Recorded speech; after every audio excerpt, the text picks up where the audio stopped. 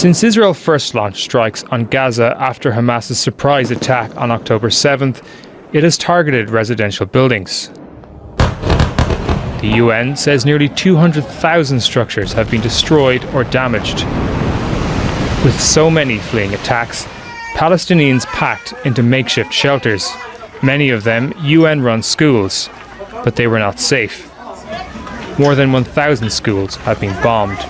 And Israel has destroyed most of Gaza's hospitals, including Al-Shifa, where more than 400 Palestinians were killed in a raid in March 2024. We make the best weapons in the world, and we've got a lot of them. And we've given a lot to Israel, frankly. And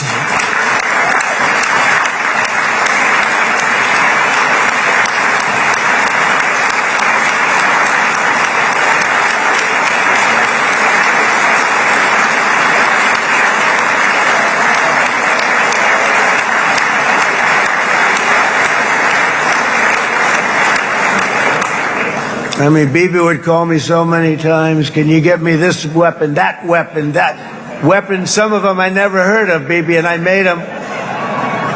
But we'd get them here, wouldn't we? And they are the best. They are the best. But you used them well. It also takes people that know how to use them. And you obviously used them very well. But so many that Israel became strong and powerful, which ultimately led to peace. That's what led to peace. So as we celebrate today, let us remember how this nightmare of depravity and death all began. In 1948, when the land of Palestine was officially stolen and given to a group of rabid Zionists who murdered over 10,000 Palestinians. This crime against humanity was decided as early as 1917 with the Balfour Declaration, the British Crown, and Lord Rothschild of the Rothschild banking dynasty, otherwise known as the Bank of England, who, when it's all said and done, will have control over hundreds of billions of dollars worth of Palestinian oil and gas reserves. As Michael Rivero famously said, all wars are bankers' wars. According to Benjamin Franklin, the primary catalyst for the American Revolution was the Bank of England's Currency Act. After the Revolution, a value-based economy, with no interest being paid to any central bank, was created. But it didn't last long. The first Bank of the United States was chartered in 1791 and favored foreign stockholders over Americans. The charter ended in January of 1811, followed by the War of 1812, and the establishment of the Second Bank of the United States in 1816, which gave more power to the Bank of England. Andrew Jackson successfully killed the bank's renewal, and shortly after, became the first U.S. president targeted for assassination when Richard Lawrence drew pistols on him outside the U.S. Capitol, but misfired. Laws were passed in the early 1860s for the U.S. government to issue its own currency in a value-based economy as opposed to the debt-based system imposed by central banks. According to an 1864 edition of the London Times, this would have made America the wealthiest nation of the world. The article warned that if a government creates its own money, it will be without debt. It will become prosperous without precedent in the history of the world, and therefore must be destroyed. In 1865, President Lincoln was assassinated, and the economy was quickly phased back to the central bank's debt enslavement model. In 1913, the tyrannical Federal Reserve Bank and federal income tax was born. The two world wars brought Germany under the heel of the central banking cartel. Western banking institutions financed the Bolshevik Revolution. In 2000, Iraq stopped selling its oil in Federal Reserve notes. In 2003, Iraq was illegally invaded by the United States, and dollar-based oil sales were reinstated. In Libya, Muammar Gaddafi's gold dinar currency was making the nation rich. In 2011, the U.S. invaded and reverted Libya's oil sales to dollars. The Bank for International Settlements recently proposed efforts under the guise of anti-money laundering that would provide scores to tokens and digital wallets, including stablecoins. Digital ID, social credit scores, and a carbon tax is what the bankers are up to now. And everything else is a distraction. Today's war is mostly psychological, and it's being waged upon you. Greg Reese reporting. Hello, everyone, and welcome. How about that Reese report? Thought that was pretty good, and yes, it definitely demonstrates where we are headed next, does it not? And note in that video report that the mention of the Bank of England and the shot there of the dragon that's on the Wales flag, the flag of Wales, and also is part of King Charles's heraldic achievement. Well, it was when he was the Prince of Wales, the Prince of Wales version of his heraldic achievement. And yes, it's a dragon with a forked tongue, and it is the same one that is on the flag of Wales. I don't think that's an accident, because he is the soon-to-be biblical Antichrist. Talk about that a lot on this channel, and thought it was pretty interesting that Mr. Reese put that in this video. Of course, he's not on that same page at all. I'm just saying it's pretty wild that he put it in there and mentioned the Bank of England and the royals and so forth. Hello and welcome, you guys. It is the Diamond Report Live, October the 19th, 2025, 10:05 p.m. This is your intrepid host, Doug Diamond. Glad to be back here again this week. Hopefully my voice will hold out a little bit better than it did last week. I just barely made it through last week's show. Just kind of the crud going on. I wasn't sick at all except for my throat just not acting right, and it's been that way sort of all week. But we will, I've got the drink prepared over here. We will see what happens tonight. Hopefully we'll be able to get through it. We've got lots to cover tonight, so hopefully that will be the case. I was saying a prayer as we started tonight. And yeah, October 19th, I wanted to give a shout out to my own mother, who is not watching the show. She's up, I think, but she is a nice 84 years old today. So thank you, Mary Lou Diamond, for everything she has done for me over the years. So anyway, hello and welcome. Glad you guys are here, and we've got live streams happening on simultaneous YouTube channels. That is the chat that you will see in the lower part of your screen over there on the far right. And then we also have Rumble as well, Rumble Live. I can't put that chat on the screen because it connects in a different way. So hello to all of the Rumblers over there and for everyone on both YouTube channels. So we're on the Diamond Disc main YouTube channel, as well as Take It to the Lord in Prayer, which is the backup channel. So let's take a look at the news. I thought I'd start with the No Kings thing, because we did mention that last week, and it did happen this weekend. And I thought these two memes that Hal Turner put up on his site were pretty apropos. Map showing every place Trump will still be president after the No Kings March. That pretty much covers it. And then, no kings, question mark. Yeah, I already did that, dumb arses, says Sir George there. So I thought that was pretty interesting and pretty funny. So yeah, I don't actually have any other articles pulled up on his site. This one here, I was looking at that earlier, but it's really brief. Iran declares no more restrictions on its nuclear program. That does not sound good. And then this one, Russia rejects the Trump suggestion to stop war where it is and go home. I thought that was maybe a joke, but no, it's serious. Trump actually did try that. So, of course, they're not going to do that. They're not going to give up all of the land that they have taken. And funnily enough, the Donbass region over in eastern Ukraine wants to be part of Russia. They want to be taken because they don't like where the Ukrainian government has them all headed. And I think we know why, because they are as corrupt as it gets. All right, the anti-Trump No Kings protests held in the U.S.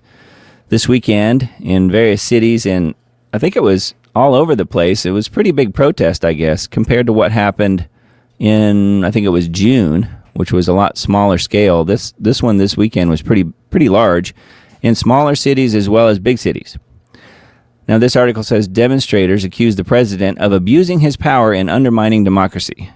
And if he was actually doing that, I think we'd have a whole other situation. But of course, he's not really abusing his power and really trying to become a king.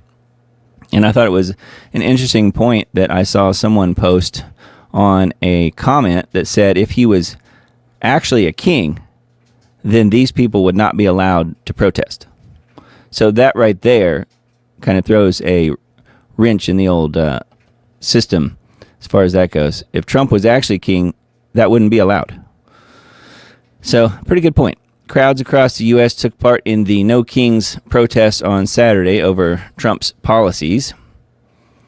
Rallies were held outside the Capitol in D.C. and in Times Square in New York, and in cities such as Chicago, L.A., Miami, and Austin. More than 2,700 events were planned across all 50 states, according to Axios. So maybe if you guys witnessed any of that in your area, let me know in chat what you saw.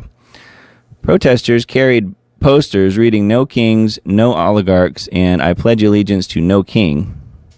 But that, of course, means as long as it's a Republican in charge, whether it's Trump or anyone else.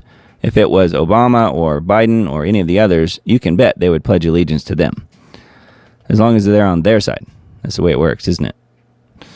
Accusing Trump of abusing his power and condemning his crackdown on illegals in his order to deploy the National Guard to several cities on the pretext of fighting crime, which, of course, that is what's going on.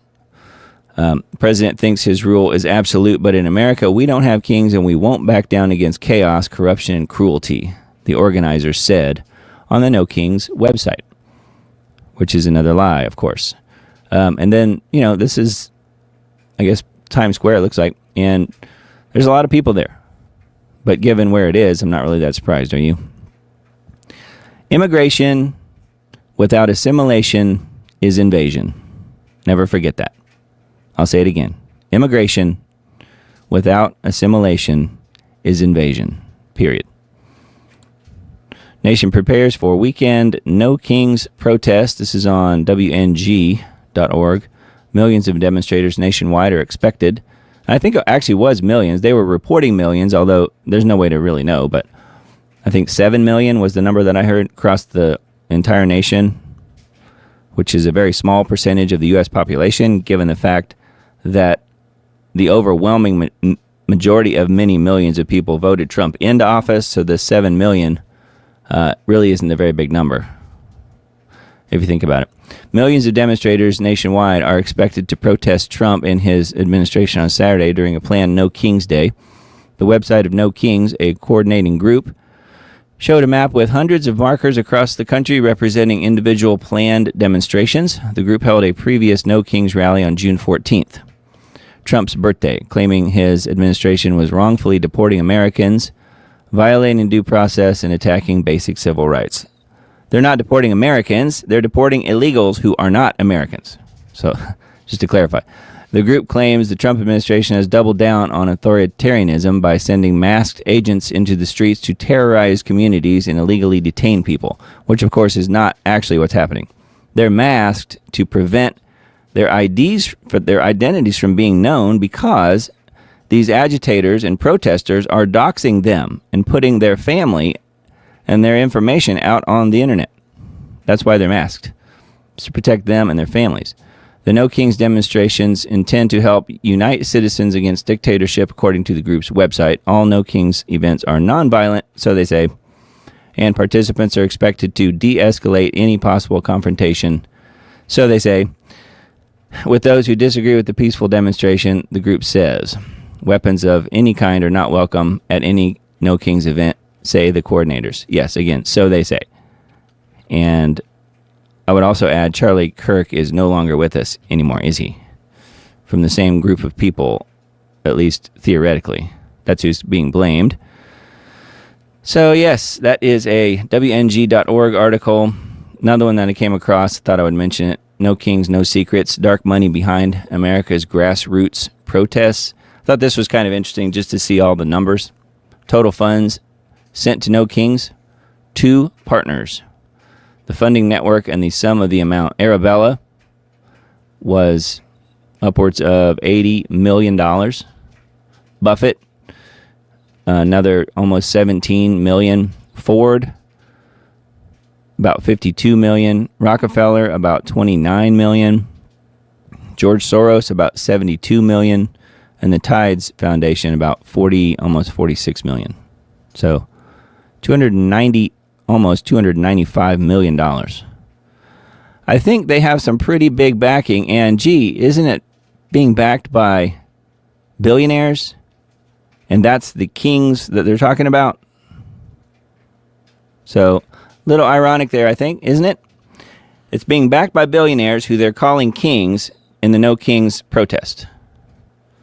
So that just goes to show you that the people on the ground are literally just sheep. I mean, they're just being told what to do, and these rich people are making them do it, or paying them to do it in many cases. And there's a lot of paid protesters, and I noticed several people reporting that after 2 hours of protesting, the protests in some areas disbanded and everybody went home, like everybody was on the payroll, and their time clock got cut off after 2 hours. Just an interesting observation that I've heard some people mention.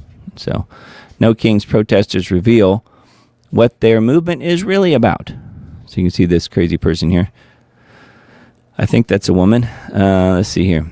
Beautiful and gentle autumn day in D.C. was turned to ugly Saturday by the piercing screams and vile signs of No Kings protest. The second round of the No Kings protest turned out to be a hate-filled and unpatriotic parade where attendees could freely let out their vitriol for the president while openly calling for the death of their political opponents, whom they deemed comparable to who? Their favorite person, Hitler. Because to them, no one could possibly be worse, and they don't know any other bad guys other than Hitler, so they have to use his name. And here I thought after the assassination of Charlie Kirk, Democrats believed, as former Vice President Kamala Harris wrote on X, that, quote, political violence has no place in America, end quote. She did say that. Here are some of the most, let's say, interesting signs. So you can see some of these. Antifa equals anti-fascist, fascist equals Nazi, Nazi equals bad, get it now. No, I don't really get it. Anyway, there's quite a few here, and you guys are welcome to check some of these out. And, oh, look, here's another person who doesn't understand what 8647 means, just like Comey. And then we have the plushie squad, I guess. They're out there protesting, holding Epstein signs. So anyway, that's just a few examples of some of what was going on today, and I guess mostly yesterday, actually. I think it was officially Saturday. And then Soros-funded No Kings protest demand end to private schools nationwide. How about that? I thought that was interesting and wanted to pull it up and see what this article was all about. America has no king. Yeah, but they were having No Kings protests in Canada, too. I think they weren't calling it that. They were calling it No Tyrants because officially Canada does have a king, and that would be King Charles III. Okay, so they're having no tyrants in Canada. But, of course, the entire government of Canada is tyrannical. But they just ignore that because they'd rather just go protest Trump. Nationwide demonstrations branded as the No Kings protests are set to take place across the U.S. on Saturday, featuring chants and slogans that call for abolishing private schools, guaranteeing universal housing, and advancing other left-wing policy goals. So no more private schools, they say. Organizers of the protests have circulated a songs and chants sheet online, including the themes and messages that participants are expected to chant during marches in cities, including D.C., New York, and Portland. So they gave them the script, even, on the chants. So none of this can possibly be let go as organic and allowed to develop. It has to be managed and micromanaged and controlled. And that's the way the left operates, isn't it? Everything has to be micromanaged and controlled. I'm looking to see what else they say here about private schools. One of the chants list reads, education is a right. That's why today we stand and fight. Privatization has got to go.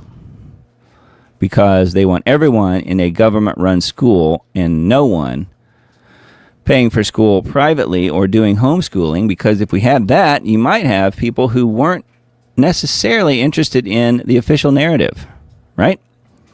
So, of course, they want everyone in a government school. All right, that's a LifeZet article.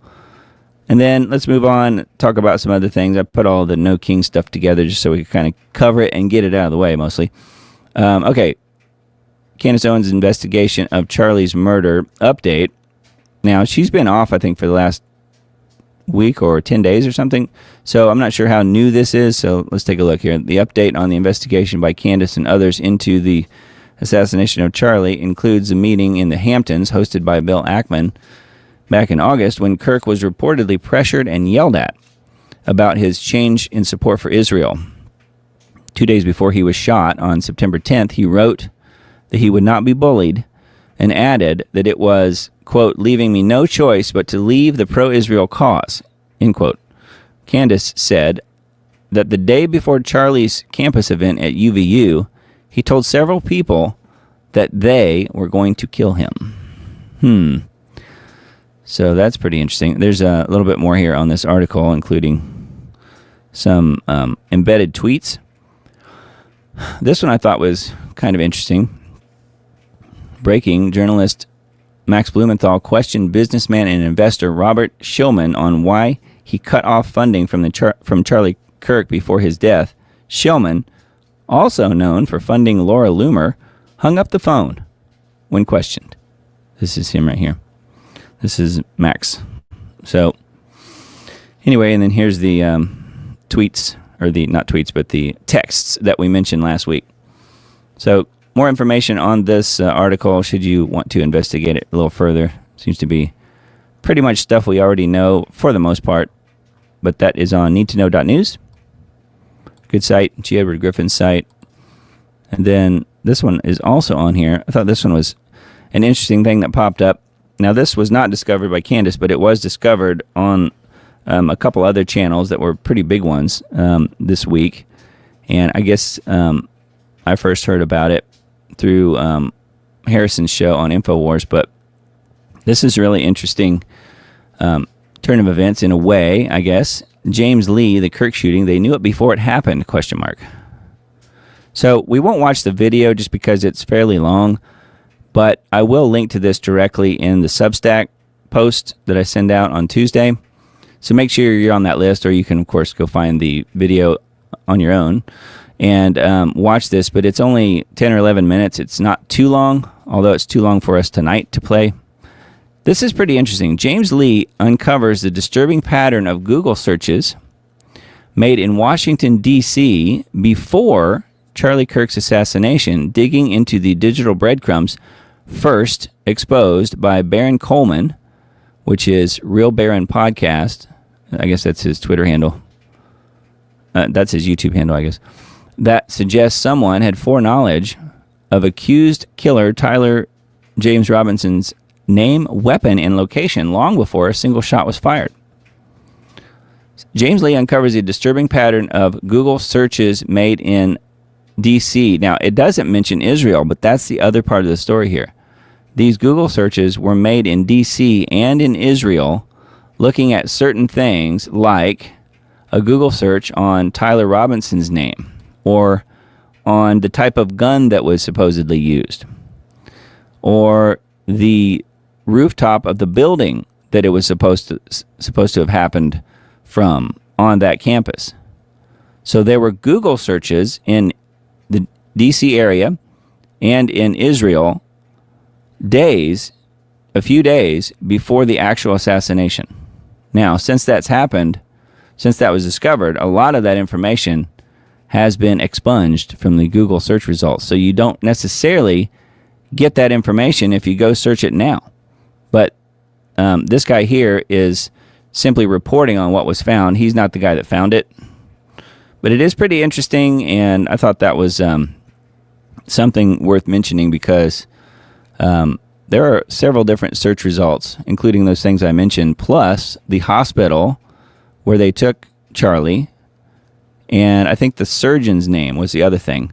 So this person who did this search result research looked for a bunch of different things, and he got search result hits on several things that all happened before Charlie was killed.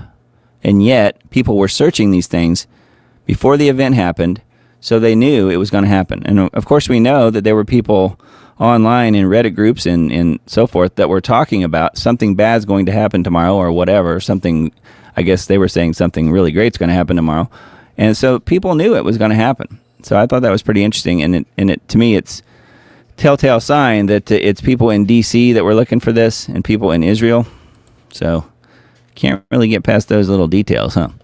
EPA Chief Lee Zeldin uncovers billions in payoffs to Biden activists and Democrat donors. Solar companies and some labor unions are suing the EPA, I call the Environmental Pollution Agency, because it canceled billions in grants under the $27 billion greenhouse gas reduction fund that was passed under Biden in 2022. However, EPA Chief Zeldin said the money went through multiple pass-throughs, like they always do, and was funding activists, environmental NGOs, former Biden and Obama officials, and Democrat donors. It has now been defunded. I'm glad they defunded it. The budget for the EPA is now $10 billion, nearly one-third of the budget under the Biden regime. Yet, no one is in prison.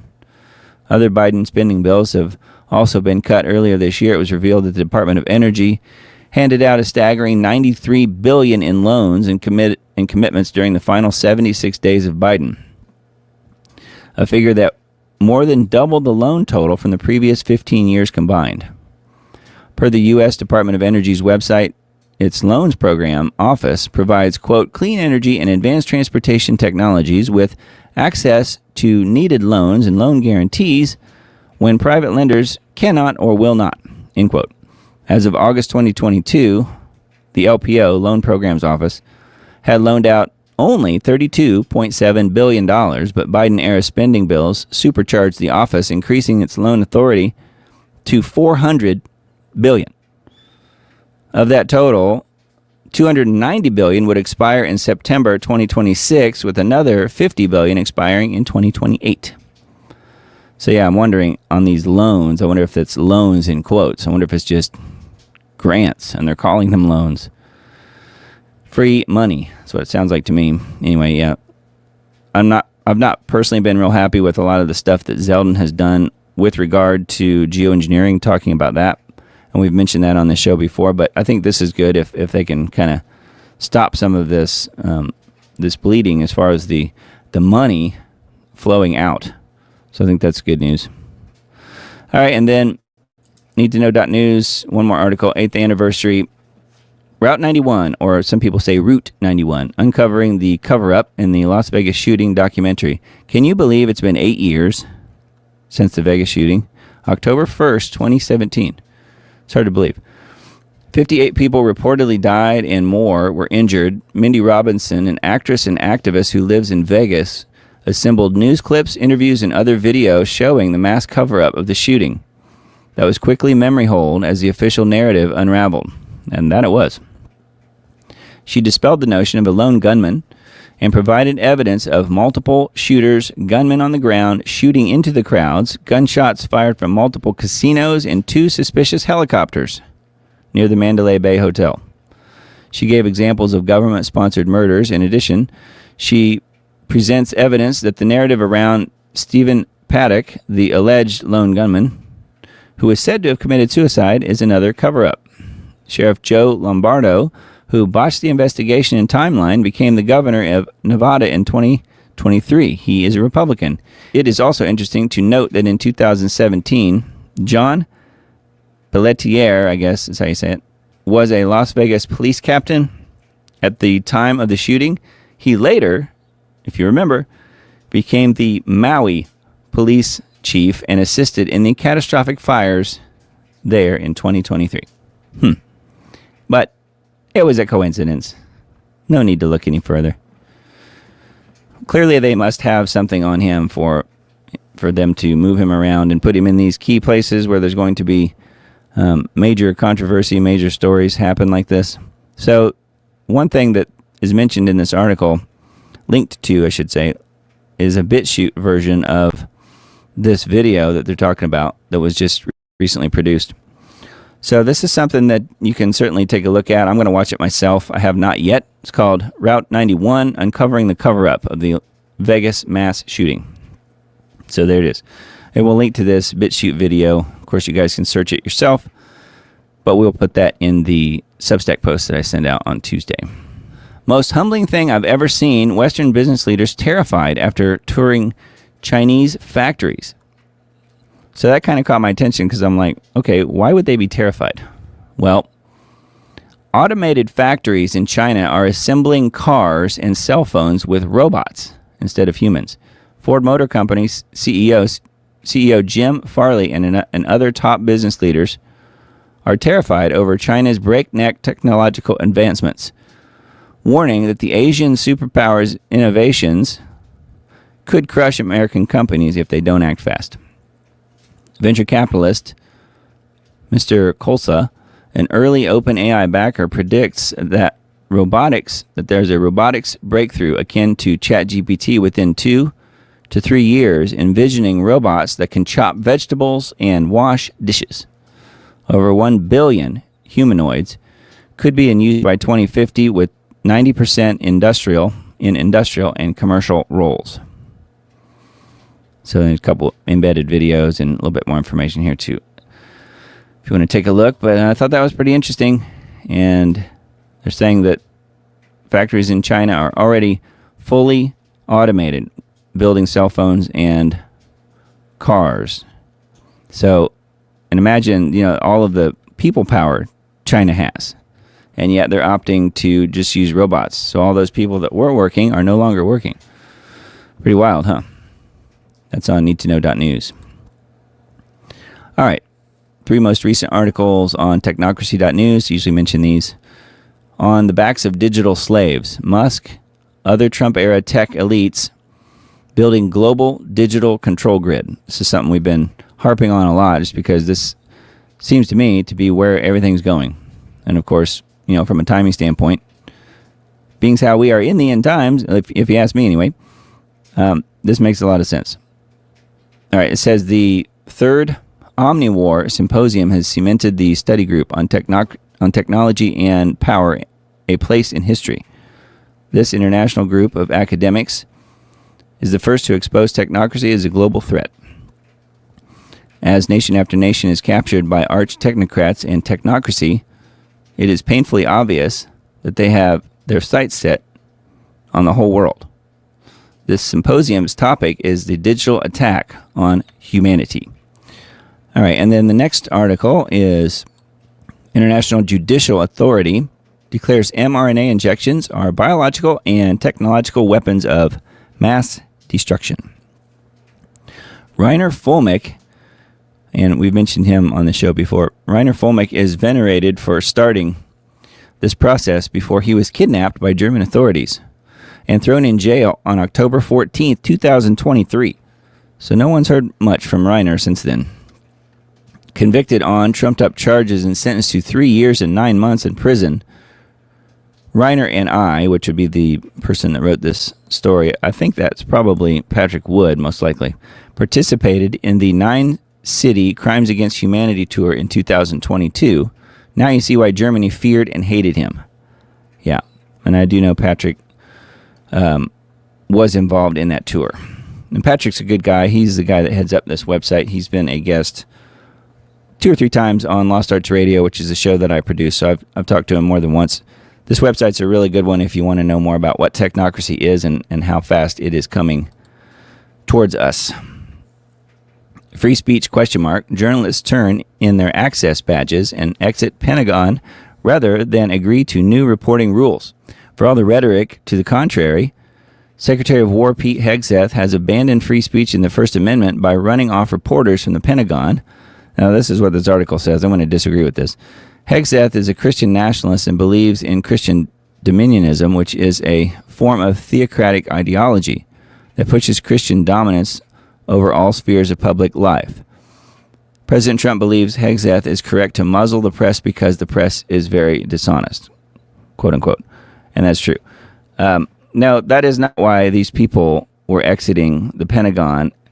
That's not the whole story. Part of what happened here was that Hegseth wanted to introduce new security features, and these reporters did not want to take part in the new security features.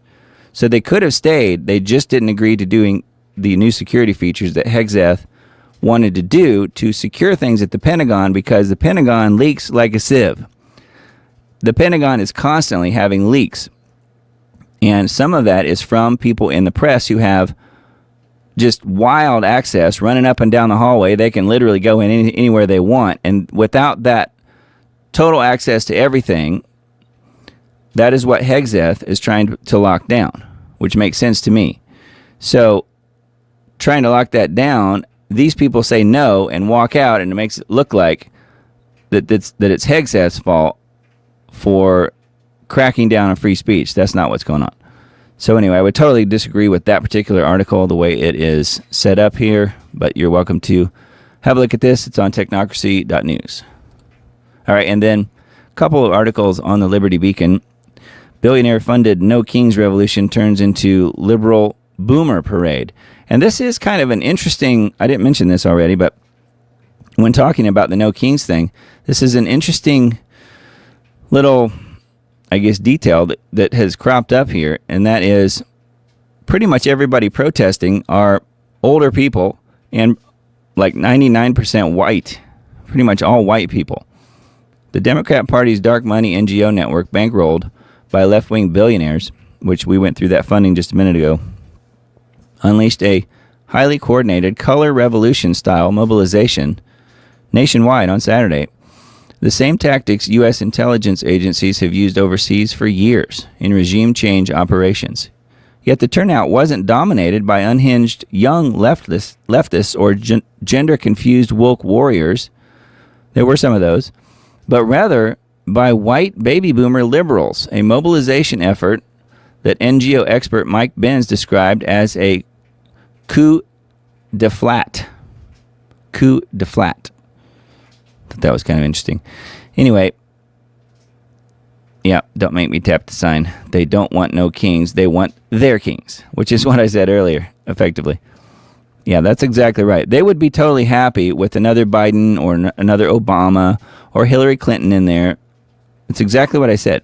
They would be totally fine with that. They wouldn't call that person a king. It's just because it's Donald Trump, and it's just because it's a Republican. They don't want no kings. They want their king. I think that's exactly right. So that one's on the Liberty Beacon. And then one of the big stories this week, John Bolton indicted on 18 counts over mishandling classified documents. So we were talking about this last week, that this was one of them that was coming. Jack Smith's another one, supposedly, that's coming very soon. We'll see. CNN's Caitlin Collins reports that in the first reaction to his indictment, John Bolton conjures images of himself as a true American hero, and Trump is Stalin.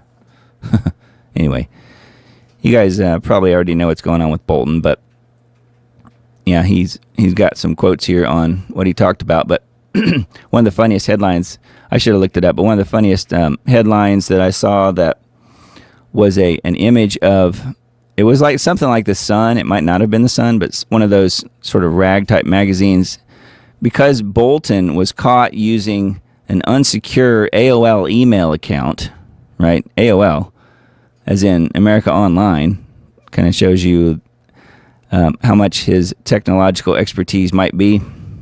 He was sending attachments of top secret documents through AOL, right? Well, anyway, this headline I saw had a picture of Bolton, and it said, instead of, you guys remember the old email line that people would hear when they would check their email, would say, "You've got mail."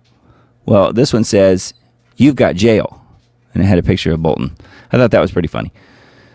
We don't know that he'll actually go to jail. Chances are, probably he won't, but that would be nice, just because some of these people need to pay for their crimes, and I think many people would agree with that.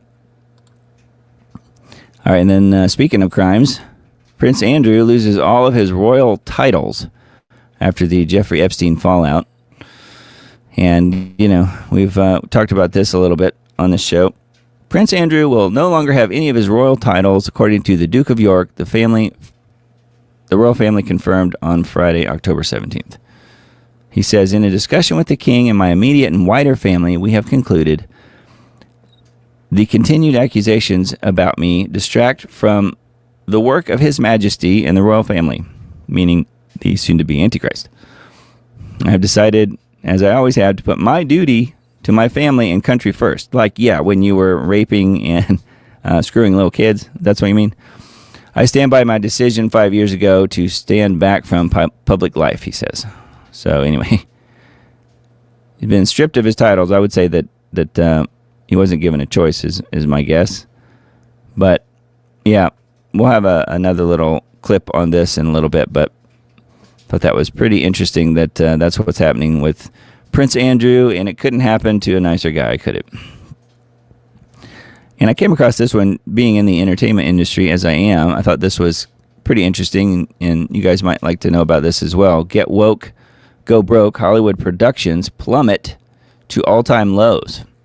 Film and TV production in the Los Angeles area has hit an all-time low, sinking to levels worse than the SAG union strike of 2023. SAG, if you don't know, is the Screen Actors Guild. The city has introduced new tax incentives to generate enthusiasm, but many in Tinseltown are questioning if the industry will ever recover. Well, part of that is just the economy that Gavin Newsom has built in California. People are leaving there in droves, as we've talked about many times. You know, he was the U-Haul Salesman of the Year last year. Film LA, the city and county's film permitting office, said Tuesday that on-location production in the greater LA area has declined 13.2% from July through September 2025 compared to the same period last year. So that's just a few months this year. It's declined over 13%. Wow. So that's going to be a lot of people, I'm thinking, a lot of people in the services industry and people that work on films who are going to be out of work. So that's bad news for them. But man, that's, I don't know. People don't want their crap that they're putting out, do they? It says, once again, this continues a multi-year trend in declining local production. You know, part of it is people are watching things that are being created on no-budget type situations or very, very low-budget situations. And I work on some projects like that, being involved in the music business. So, you know, whether as a music supervisor or as an engineer, that is something that I'm involved in and know a little bit about. So it's just changing. And Hollywood, like the music business, Hollywood is not adjusting to the changes in technology. They can't keep up. And the music business has been the exact same way. And anybody else out there listening who happens to be in the music business, you understand what I'm saying. So anyway, I thought that was pretty interesting. That's a Zero Hedge article. And I came across this one and just thought I'd mention it just because it is absolutely no surprise. You guys remember Chris Christie, right? Well, an ex-Chris Christie staffer gets 10 years in prison for sex with a 6-year-old. This guy, 43-year-old Kevin Tomavsky. How about that? But it's even worse. I mean, that's bad enough, but it gets worse. A former aide to New Jersey Governor Chris Christie was sentenced to 10 years in prison for engaging in a sexual act with a 6-year-old child. Kevin, 43, pictured here, admitted to paying the victim's father, who is also under indictment. So he paid off the father. The New Jersey Globe is withholding the other defendant's name to protect the victim's privacy. The former governor's office staffer pleaded guilty to first-degree endangering the welfare of a child. Tomavsky, a Washington Township resident, must serve at least 5 years before becoming eligible for parole and will spend the remainder of his life on the Megan's Law list of sex offenders. So it goes on. There's more details here. But isn't that sick? And he fits the Democrat profile, doesn't he? Pedophiles. They're pedophiles. Many of them. Not all of them, but many of them are. And this guy worked right there, right next to Chris Christie. But I'm sure it's a coincidence. Middle East, Israel returns to ceasefire after Gaza strikes. So they got the hostages back, and they returned to shelling people in Gaza. I'm looking to see if I pulled up. I don't think I pulled up an actual article on that on DW, but we do have that on some other tabs. So hold tight. We will get to that. John Bolton makes first appearance in court. Some of the information was exposed when operatives believed to be linked to the Iranian government hacked Bolton's email account. Yes, that's the AOL email account. You've got mail or you've got jail. Bolton arrived at a federal courthouse Friday to surrender to authorities on charges accusing the former Trump administration national security advisor turned critic of the president of emailing classified information to family members and keeping top secret documents at his Maryland home. Bolton did not comment to reporters as he entered the courthouse in Maryland, where he is expected to make an initial appearance before a judge on the 18-count indictment brought against him on Thursday. So we'll see if it goes anywhere. I'm not holding my breath. I'm sure you're not either. But at least they're trying to hold some of these people accountable. We will see. We will see. That's a Headline USA article. Top articles that I will mention, and you guys can pull them up if you want. InformationLiberation.com. Trump endorses prospective Massey challenger Ed Galrein, even though he's yet to enter the race. This name, Gallrein, doesn't sound like a normal Kentuckian to me. I think you know what I mean. President Trump, who is working in cahoots with Israel First billionaires to oust beloved Kentucky rep Thomas Massey, endorsed Ed Galrein on Friday to take on Massey, even though he hasn't even entered the race. Yes, but he does have the right last name, doesn't he?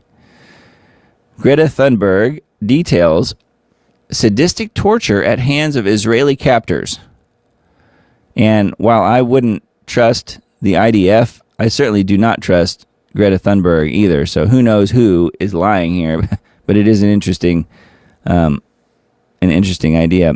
Greta Thunberg, who initially stayed silent about her treatment under Israeli detention in order to censor the plight of the Palestinians, now has revealed in the wake of Trump's Gaza deal how she was sadistically tortured by her Israeli jailers. And she might have been. I have no idea. But it is interesting that this is coming out. Promises made, promises kept to Israel. President Trump gave a speech before the Knesset on Monday. We saw a clip of it in the opening video tonight, touting his subservience to the Jewish state and praising the influence of Israel First GOP megadonor Miriam Adelson and her late husband Sheldon. All right. China accuses U.S. of major cyber attack. U.S. National Security Agency hacked China's National Time Service Center over several years. China has accused the U.S. National Security Agency of waging a major multi-year cyber attack on the Chinese agency responsible for keeping national time. What in the world? In a statement posted on its official social media account on Sunday, the Ministry of State Security said it had obtained irrefutable evidence that the NSA infiltrated the National Time Service Center. The covert operation allegedly began in March 2022, aiming to steal state secrets and conduct acts of cyber sabotage. So they're going to mess up their clocks. That's real evil. Maybe that's all they could actually do. Maybe that was the extent of their cyber capabilities. I don't know. Mess up people's clocks. The service center, I'm sure it's worse than that, but that's on the surface, that's kind of what it seems like. We're going to mess up your clocks. Well, daylight savings does that, so. The center serves as China's official time authority, issuing the broadcasting Beijing time to key sectors, including finance, energy, transport, and defense. A disruption to this critical piece of infrastructure could have caused widespread instability in financial markets, logistics, and power supply, according to the MMS, which is the Ministry of State Security.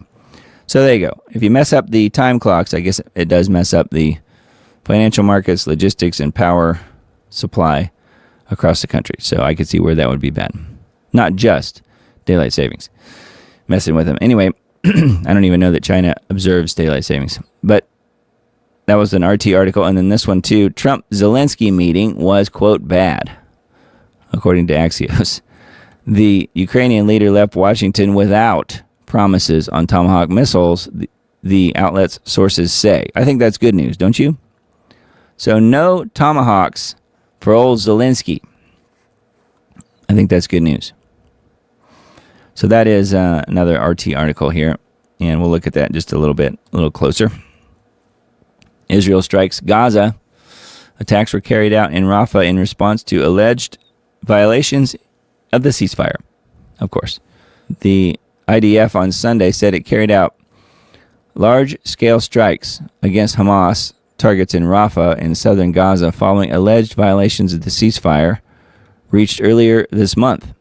According to the IDF, militants on Sunday fired an anti-tank missile and gunfire towards troops operating to dismantle terrorist infrastructure, quote-unquote, in the area in accordance with the ceasefire agreement. Israeli troops responded with several airstrikes on what it called terror targets, which that would be everything from babies to young women to older women.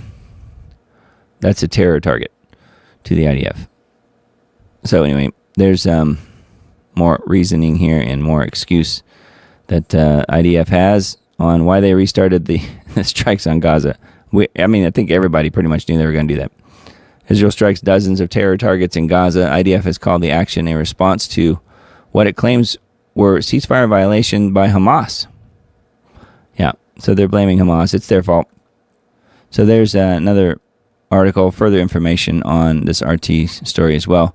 Now, this one was kind of a bigger story. I guess happened today. The Louvre was robbed. The iconic French art museum was closed after criminals reportedly stole several pieces of Napoleon-linked jewelry. So here's the entrance here, and then it says the Louvre Museum in Paris has been closed for the day after a robbery on Sunday. Officials have said unconfirmed media reports claim that several criminals stole 9 pieces from the Napoleonic jewelry collection. I wonder how they knew to get that particular thing. The incident was reported by French culture minister, who said on X that a robbery took place this morning at the opening of the Louvre Museum.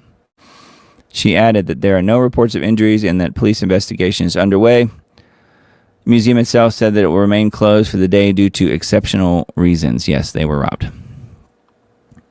So Napoleon jewelry, Napoleon jewels. Let's see what this is.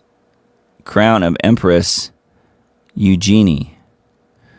Thieves reportedly stole 9 pieces from the jewelry collection of Napoleon and the Empress, including a necklace, a brooch, a tiara, and several other items, according to the paper. However, the 140-carat Regent diamond, no relation to me, estimated to be worth more than $60 million, reportedly remained in place. So they didn't grab the Regent diamond.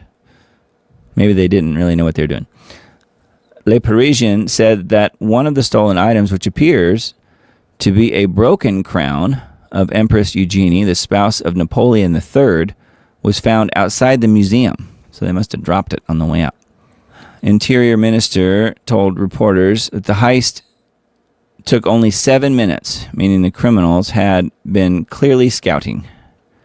Yes, and it's worse than that. It's not like they just walked in and stole it. No, they had a ladder truck somehow that they had gotten access to.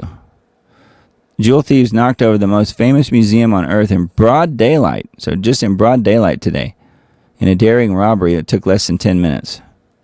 In just 7 minutes, thieves allegedly mounted a ladder, stole priceless jewels from the Louvre, and fled on motor scooters. So you can see they had a truck with a ladder and literally just climbed up the ladder and broke in. They had, some people were saying chainsaws. I think they were glass cutters or disc cutters. The culprits stole jewels of an inestimable value from an area that houses the French crown jewels before fleeing the scene on motor scooters. So they had those ready to go. Sounds like a B movie or something here. I don't know. He added that 3 or 4 thieves were involved. It was manifestly a team that had done scouting. And then they had broken an exterior window with a disc cutter. The stolen jewels had been kept behind glass inside the gallery. So there's an article here on Not the Bee. I wanted to show you guys that it was a ladder truck that they had. Isn't that crazy? And And then this is the Gateway Pundit's version of the story.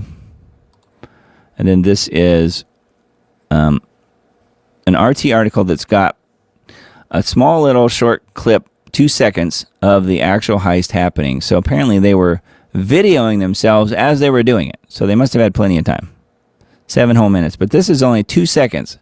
I'm not sure what we'll see here, but let's look. You can see them kind of...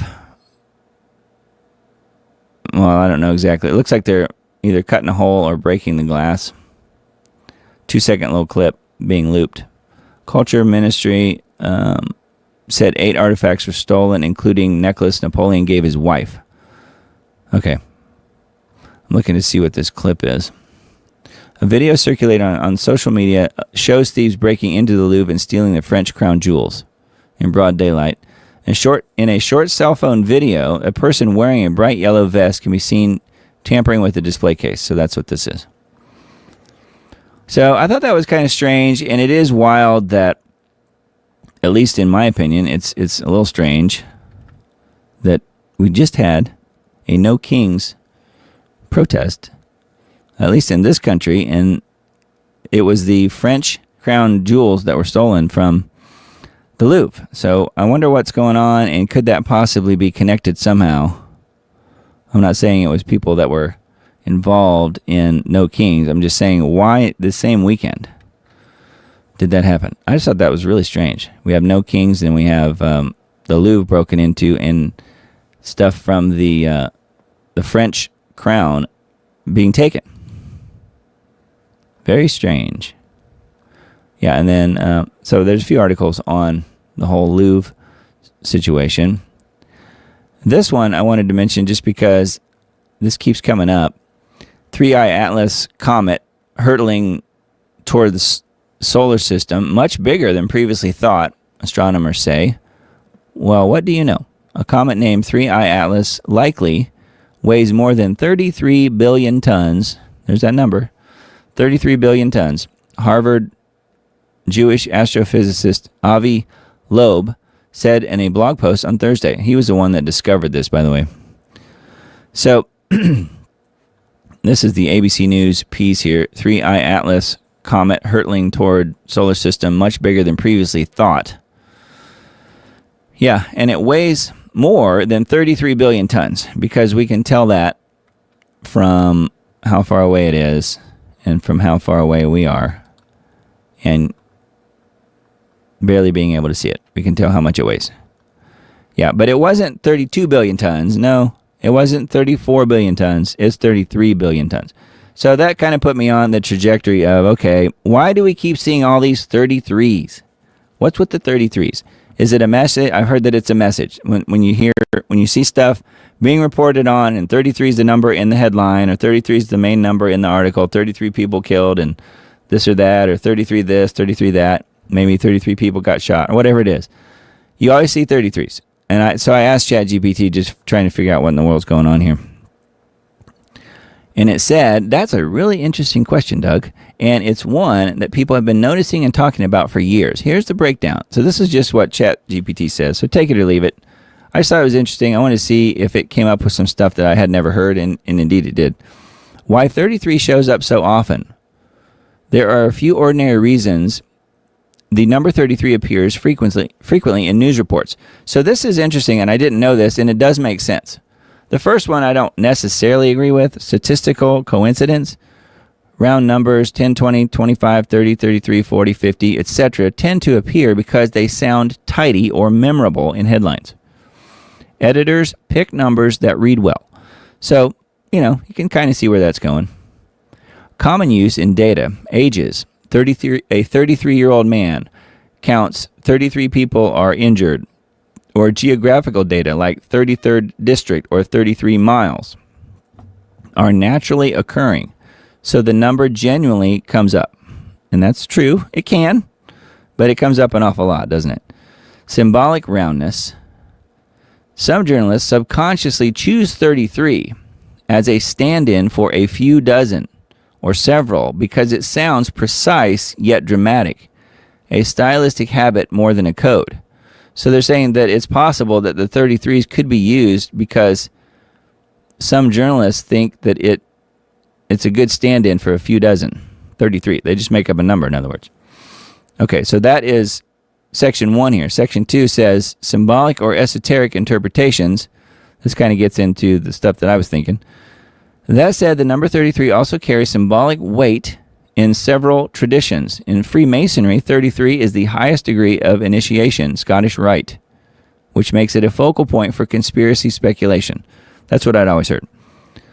In Christian numerology, 33 is the age of Christ at his crucifixion and resurrection, representing sacrifice, completion, or divine purpose.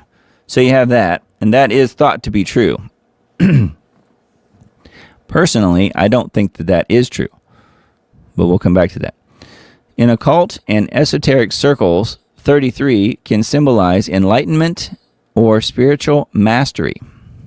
Because of these associations, some viewers interpret repeated uses of 33 in the media as a signal or a marker, possibly a wink to insiders or a way to symbolically encode meaning. See, that's kind of what I've always thought.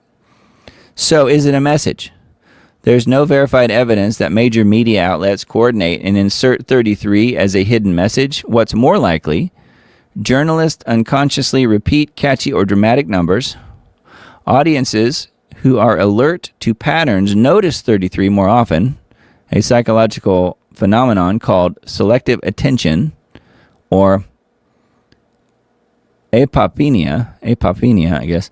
Symbolic interpretation spread online, reinforcing the idea that it is deliberate. I've seen that for sure. However, in some fringe or independent circles, certain producers or writers do occasionally use the number intentionally as a cultural wink or symbolic flourish, knowing that a segment of viewers will pick up on it, a kind of meta commentary or inside joke. If you're seeing 33 repeatedly in mainstream outlets, you're not imagining a pattern, but the meaning can range from coincidence to subtle cultural signaling depending on context. So that's what ChatGPT said about the use of 33. And, you know, we do see it all the time in articles about stuff. I just read one with the 3-eye atlas headed this way. All right, I would disagree with this, though. In Christian numerology, 33 is the age of Christ at his crucifixion and resurrection, representing sacrifice, completion, or divine purpose. That's true. It would mean that. However, there is evidence to say that he was not 33. We just don't know. And one thing that we can point at is Scripture itself. And I pulled up just this one verse from John 8. So tell me if you've ever heard this before. So this is, I'll backtrack just a little bit here.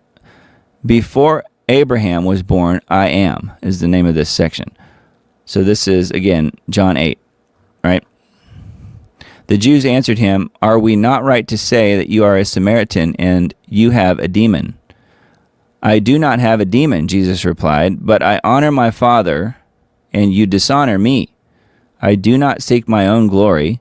There is one who seeks it, and he is the judge. Truly I tell you, truly I tell you, if anyone keeps my word, he will never see death."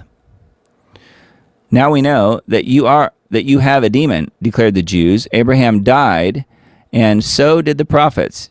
Yet you say that anyone who keeps your word will never taste death. Are you greater than our father Abraham? He died, as did the prophets. Who do you claim to be?" Jesus answered, "If I glorify myself, my glory means nothing. The one who glorifies me is my Father, of whom you say he is our God. You do not know him, but I know him. If I said I did not know him, I would be a liar like you. But I do know him, and I keep his word. Your father Abraham rejoiced, and he would see my day. He saw it and was glad." Now here's the part I wanted you to listen to. "Then the Jews said to him, 'You are not yet 50 years old, and you have seen Abraham?' 'Truly, I tell you,' Jesus declared, 'before Abraham was born, I am.' At this, they picked up stones to throw at him, but Jesus was hidden and went out of the temple area." So note that line right there. Verse 57. The Jews said to him, "You are not yet 50 years old." So they know how old he is. If he was around 32 or 33 when this happened, wouldn't they say, "You are not yet 40 years old"? So he must have been older than we thought. Which leads me to, one of the videos I made for the End Times Dates series, which I will republish on the Diamond Disc channel that had been disappeared for so many years. It is on the Take It to the Lord in Prayer channel. I made a video a few years ago talking about how Jesus' ministry was not 3.5 years. It was 70 weeks. And we go through the Michael Rood timeline. Michael Rood spent 40 years of his life synchronizing the Gospels in chronological order and proved that Jesus' ministry was not 3.5 years, it was 70 weeks. And therefore, the age that we're told that Jesus was at crucifixion is probably not correct. And this verse in John 8, to me, backs that up. You are not yet 50 years old, and you have seen Abraham. So, was Jesus potentially already in his 40s? We don't know. But I do think it's very interesting, and this whole thing with ChatGPT and the Christian numerology and leading back to 3i Atlas kind of sent me down this rabbit trail. You can see how things can happen like that. But I just wanted to mention it. I thought you guys would appreciate that, and I thought this John 8 reference here was really interesting. You are not yet 50 years old. So why would they say that if he was 33 or 32 or whatever? All right, so let's keep going here. We've got more to talk about, and digital ID is always front and center around here. We talk about it a lot, not just digital ID, but where all of that's going. Catherine Austin Fitts on digital ID. That is a coup d'etat. That is the end of human liberty in the West, quote unquote. You don't get your VAXX this month, they're going to turn off your money. So Catherine Austin Fitts, once again, another really great interview here.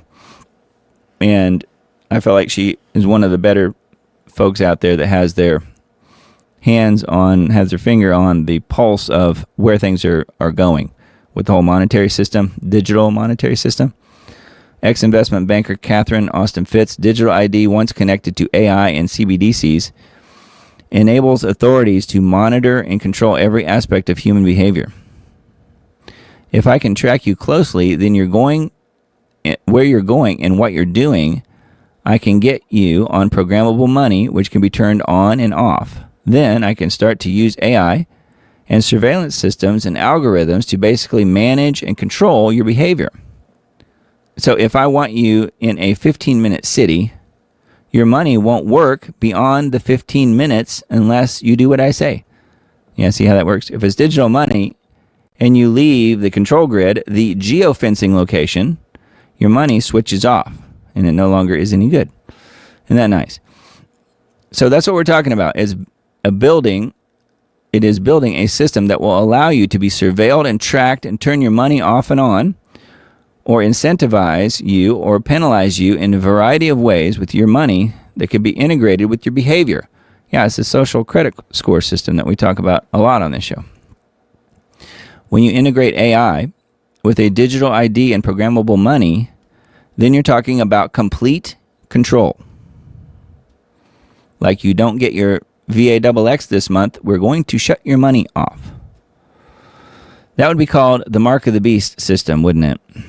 Anyway, there's more here and a couple of videos embedded. This is on Exposing the Darkness, which is Lioness of Judah's Substack, which we'll link to in the Diamond Disc Substack this week. This is one that I've mentioned quite a few times as well. The Wise Wolf, which is a different Substack. Caution, a dystopian morning in 2035. They warned us 2,000 years ago. We're building it anyway. Yeah, it's the dystopian future. The ceiling camera's gentle green light pulses awake before you do. It knows your REM cycles better than you know your own name. Good morning, Citizen 74492B. The Central Harmony AI coos through speakers embedded in your pillow. The voice sounds like your mother or what you remember of mothers before the familial restructuring initiative. Your wellness score today is 847. You remain a valued community participant. Relief floods warm through your chest. 847. Still safe. Still fed. You sit up and the wall screen activates, displaying your daily contribution metrics in soothing pastels. The apartment's 9 cameras track your movement from bed to bathroom. This is freedom. They taught you in mandatory appreciation sessions. This is safety. This is love. The bathroom mirror isn't a mirror anymore. It's an assessment panel. Your face appears analyzed, cross-referenced. Your biometrics uploaded before you finished yawning. Skin conductivity, pupil dilation, micro expressions that might indicate disharmonious thought patterns. Read pre-crime. I'm adding that. A yellow warning flashes. Cortisol elevated, possibly negativity event. You weren't even aware you've been thinking about anything, but the implant behind your left ear knows better. It always knows better. The warning escalates to orange, and you feel the familiar click as the auto-injector port on your forearm comes alive. We've detected potential wellness concerns, the AI whispers. Would you like a serenity adjustment? It's not really a question. The orange warning means you have 30 seconds to verbally consent before the system interprets your silence as consent anyway. This is choice, they say. This is autonomy. Yes, thank you, you hear yourself say. You've learned the words. Everyone learns the words. 10 milligrams of compliance compound 7 hits your bloodstream. The world goes soft at the edges. Much better. Much safer. See where we're headed, you guys? And I just read the first part of this. Isn't that scary as Hades? And it goes on. And this is really well written. There's more here. It sounds like it's worse than 1984. Anyway, I thought that was really, really interesting. I don't want to spend a ton of time on this, but yeah, it's a dystopian morning in 2035. I'm not sure we're even that far away, you guys. But that is a Wise Wolf Media Substack post. Another really good one. So again, we'll link to this in the Diamond Disc Substack as well. I would mention, too, that if you happen to get your camera out and scan the old QR code up there in the upper left corner, that right now is set to my Subscribe Star. So let me go ahead and swap that and switch it over to Substack. Might see a slight little change in the QR code. Yeah, now if you scan it, it will take you to my Substack, so you can sign up for free. Anyway, thought that was pretty wild, and yes, the dystopian morning of 2035, do not sign me up. I want no part of that. All right, so if you were wondering if we are in the end times, this article might help to convince you that we might very well be. I think we are. 2 children, ages 9 and 10, charged with attempted murder, rape, in a brutal attack on a 5-year-old little girl. They tried to scalp her. Scalp her. Where are the parents? Cleveland, Ohio, 2 children ages 9 and 10 are facing several serious charges, including attempted murder and rape. Rape. 9 and 10. After prosecutors say they brutally attacked a 5-year-old girl in Cleveland.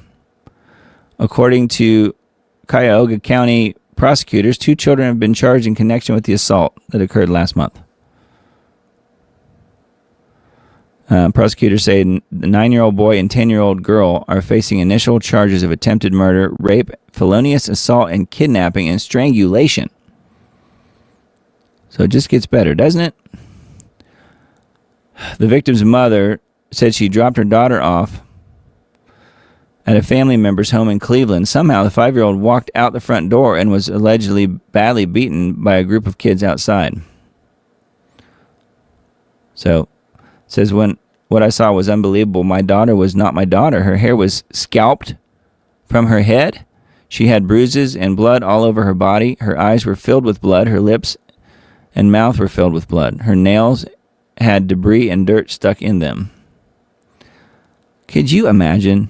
So, little kids doing this to other little kids. Are we not in the end times? Wow. That is a local news type of story here, Cleveland, Ohio. That's some scary stuff. Man, very sad. I thought I would mention this one too, just because it is not a surprise. Governor Gavin Newsom signs a landmark bill to counter anti-Semitism. Oh boy.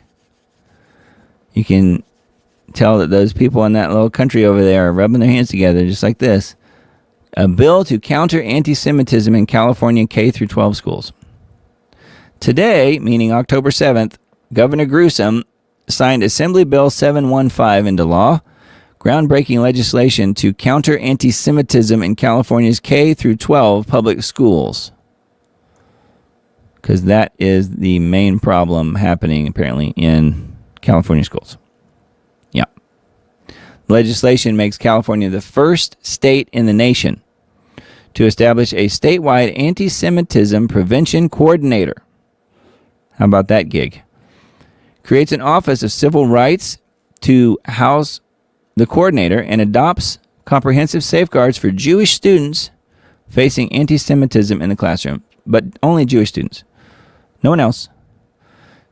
And then it says here, today's a historic day for California's Jewish community and for every child who has ever felt unsafe, unseen, or unwelcome at school, unless you're not Jewish. I might add that. So anyway, it goes on and on. Do we really need to have an anti-Semitism bill for K-12 schools? K-12 kids in schools? Well, apparently they think we do. So more about the wonderful, soon-to-be, shall we say, people in charge of the one world religion. Yeah. BlackRock CEO Larry the Fink declares tokenization of all assets era has begun.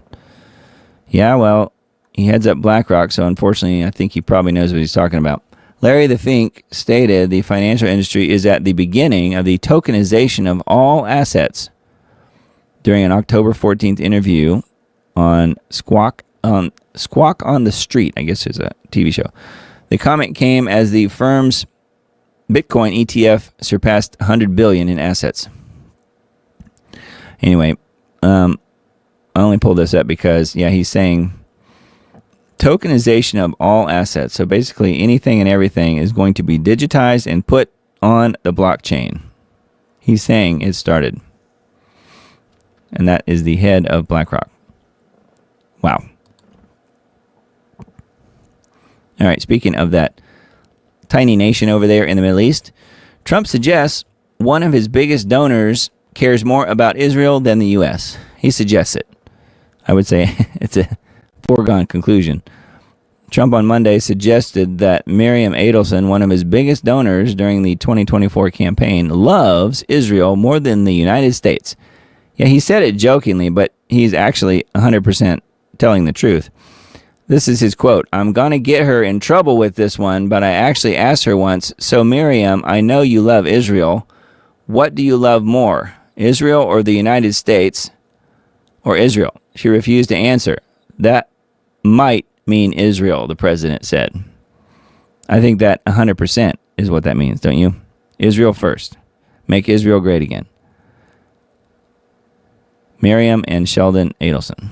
So, yeah. Just thought you'd like to know about that one. News.antiwar.com is the website. And speaking of anti-Semitism, and this is a tweet that I happened across earlier today and thought it was ridiculous.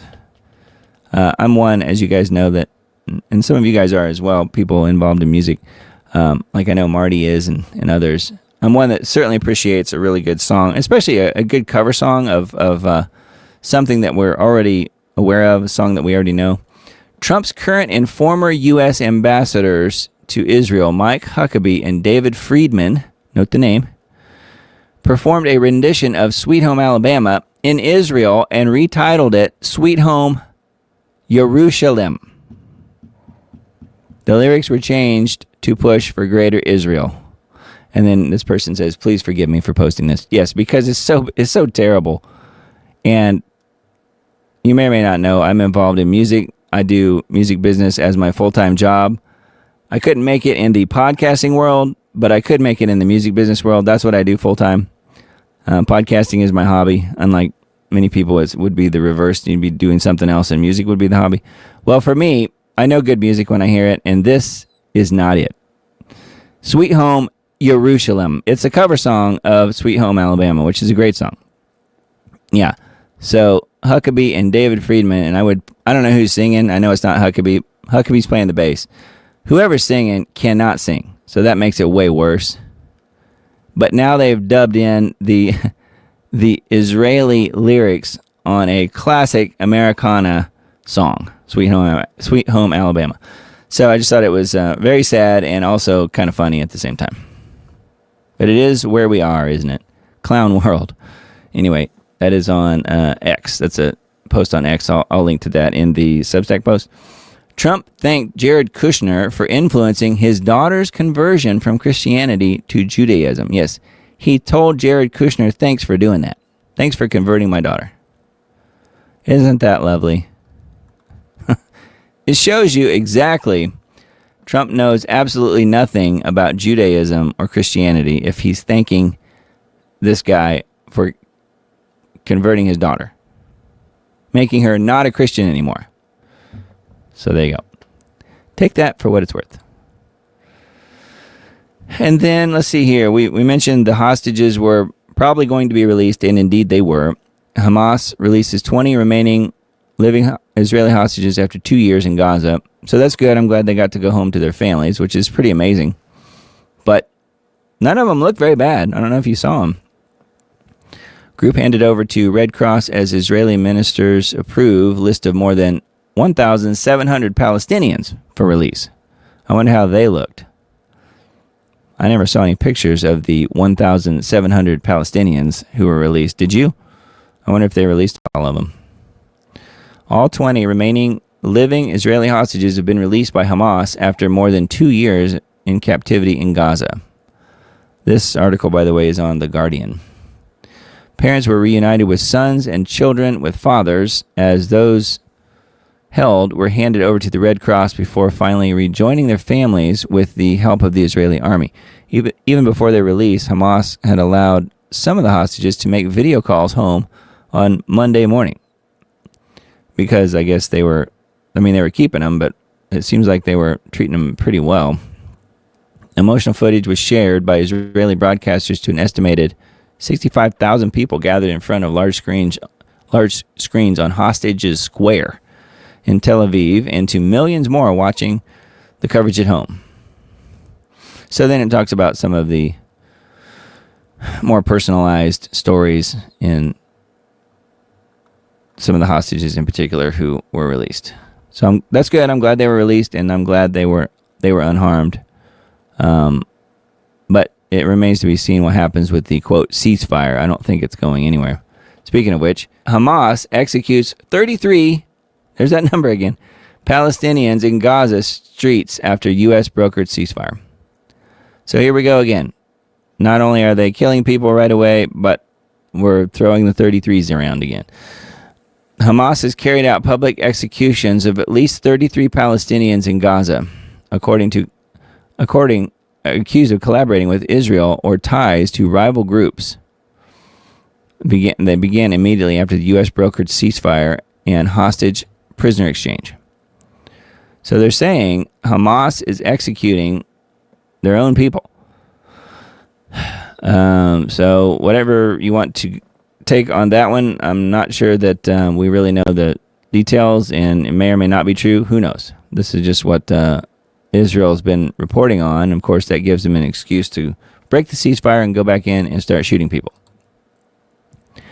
I don't know. All right, another China story. I thought this one was kind of interesting. We were talking about the social credit score a little while ago when we were mentioning the Catherine Austin Fitts piece that we talked about a little while ago. Deleted, not broke. In China, Thousands of young people are homeless, not for lack of money, but because the social credit system erased them. Every move, word, and purchase is scored. Blacklisted. Your WeChat Pay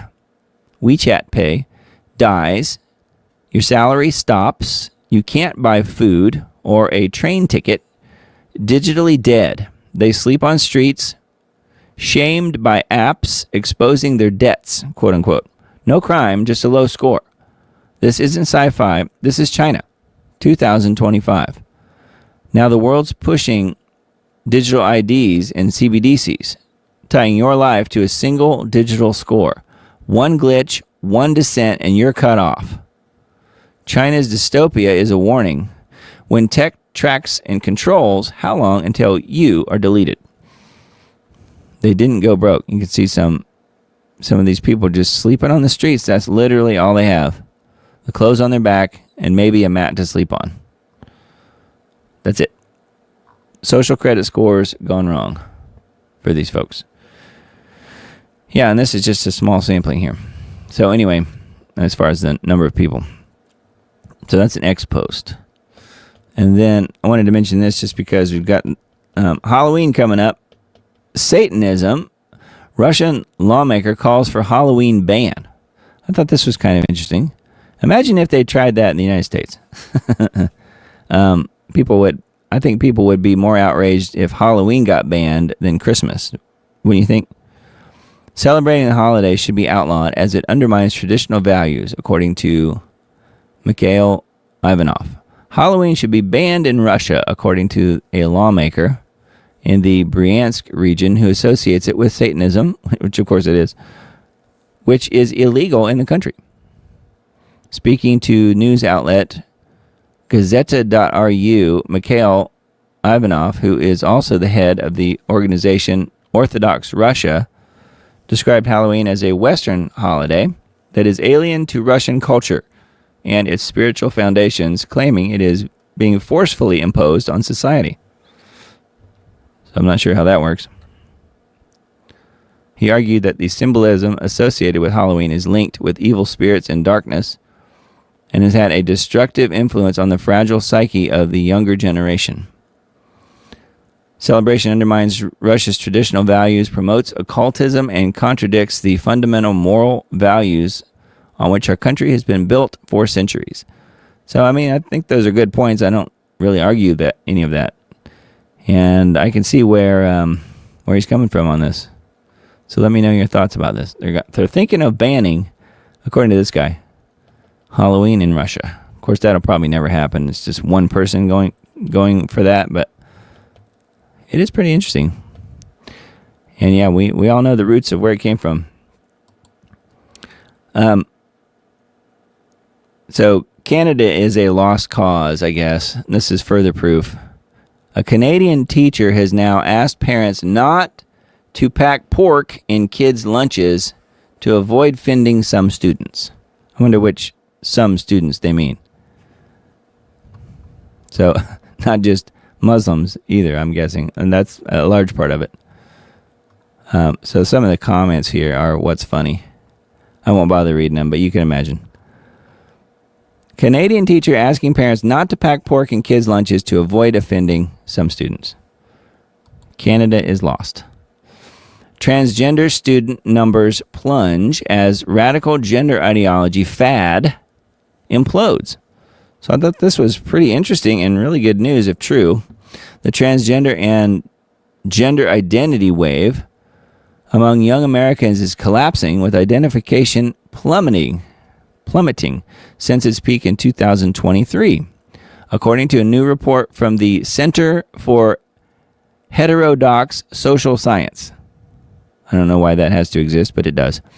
The number of students claiming to be transgender has now halved, as in cut in half. Experts believe that radical gender ideology has now simply gone out of fashion among young people.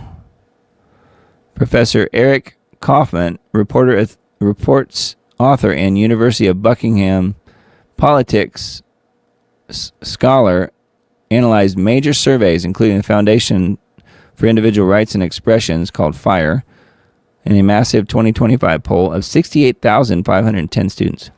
Trans identification is in free fall amongst the young. I think that's really good news, don't you? One more from Slay News. Klaus Schwab, World Economic Forum, the new fascism. Wonder what they're going to call the new fascism. Since founding the WEF in 1971, Klaus has grown the organization into arguably the most powerful entity on the planet. Yes, and who heads up the World Economic Forum? It's not Klaus Schwab. Who is above Klaus Schwab? That would be King Charles III. Yet most of the world's population has never even heard of Klaus Schwab or the WEF, despite the group's influence over global nations' elected leaders, according to a two-part report from the Daily Wire. Schwab, the WEF's founder and sole chairman, is the original international man of mystery. Oh, so it's not Austin Powers, I guess. Despite Schwab openly gloating that he has world leaders in his pockets, or that he instructs presidents and prime ministers on his agenda for their countries, very little is known about him. Basic information is available. He was born in Ravensburg, Germany, 1938, but almost nothing about the man behind the facts. Well, he is I'm just adding here a side note here. He is apparently has been knighted by King Charles. So, according to many reports. So anyway, there's more information here about Klaus Schwab. I was looking to see what they're calling the new fascism, but that would probably be, I'm guessing, populism. That's what they hate, which is everything that Donald Trump represents, at least on the surface.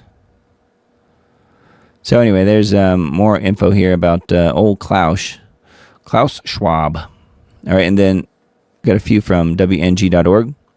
Speaking of knighting, here's the English king. The English king and the Pope plan a joint prayer in the first since Reformation. Pope Leo XIV will receive King Charles III and Camilla at the Vatican next week, which is this coming week, in what's planned to be a key moment for the historically rocky Anglican and Catholic relations. The royal couple will visit next Thursday in honor of the Roman Catholic Church's Jubilee year.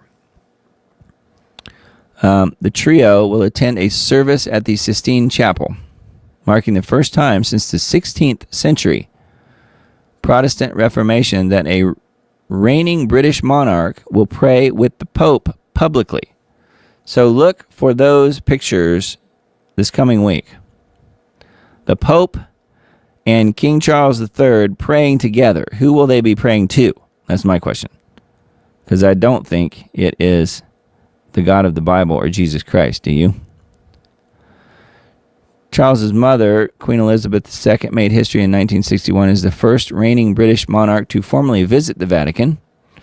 Since the Reformation, Britain formally split from the Catholic Church when King Henry VIII formed the Church of England in 1534, declaring himself the supreme head of the church. Because if you're king, you can do that, but we're protesting no kings. So figure that one out. As king, Charles holds the same title today, making his upcoming visit one of both church and state. What else is planned for the visit? Charles and Camilla will meet the American-born Pope for the first time at the Pope's official residence in the historic Apostolic Palace, according to the palace. The preceding ecumenical service in the Sistine Chapel will center on caring for creation and reflect on Charles's and Leo's shared commitment to natural preservation. Wow. I wonder if they're going to talk about the coming one world religion. Caring for the environment. That's, other than Satan himself, that's Charles's other god. The creation, not the creator. Charles and Camilla will also visit the Basilica of St. Paul outside the walls, where the king will receive the title of Royal Confrater of St. Paul. A symbol of spiritual fellowship. Charles will attend a reception at the Pontifical Beta College Seminary for Priests, and Camilla will meet with Catholic sisters who work at a global grassroots level to combat violence against women and girls. Okay. Pretty interesting. So they're going to bestow another title on King Charles, the Royal Confrater, I guess, of St. Paul. Okay. That's where we are. So anyways, let's go ahead and keep moving here. We've got a few more articles to look at yet tonight. Zelensky, Trump discuss weapons and strategies at meeting. Yeah, so this just happened. Ukrainian President Volodymyr Zelensky, which he's not actually, he's a dictator. He's literally not the president anymore because his term ran out in May last year. Met with Trump at the White House on Friday. The two spoke with each other in the press at a working lunch. Yeah, it was very awkward. I saw pieces of it. Zelensky opened by congratulating Trump on his successful peace initiatives in the Middle East and said they provided momentum for an end to the Russia-Ukraine war, which Zelensky does not want, by the way. He wants it to go on forever. He highlighted Ukraine's need for security guarantees from other countries, while NATO allies were Ukraine's best defense. Weapons were also very important, he said. I wonder why. Trump talked about helping Zelensky with new capabilities for striking deeper into Russia. Such a move would be an escalation, he acknowledged. Trump also said he'd be open to trading Tomahawk cruise missiles for thousands of Ukrainian-made drones. However, he repeatedly said he hoped Ukraine wouldn't need the Tomahawks to end the war, and that the United States also needed those. Yeah.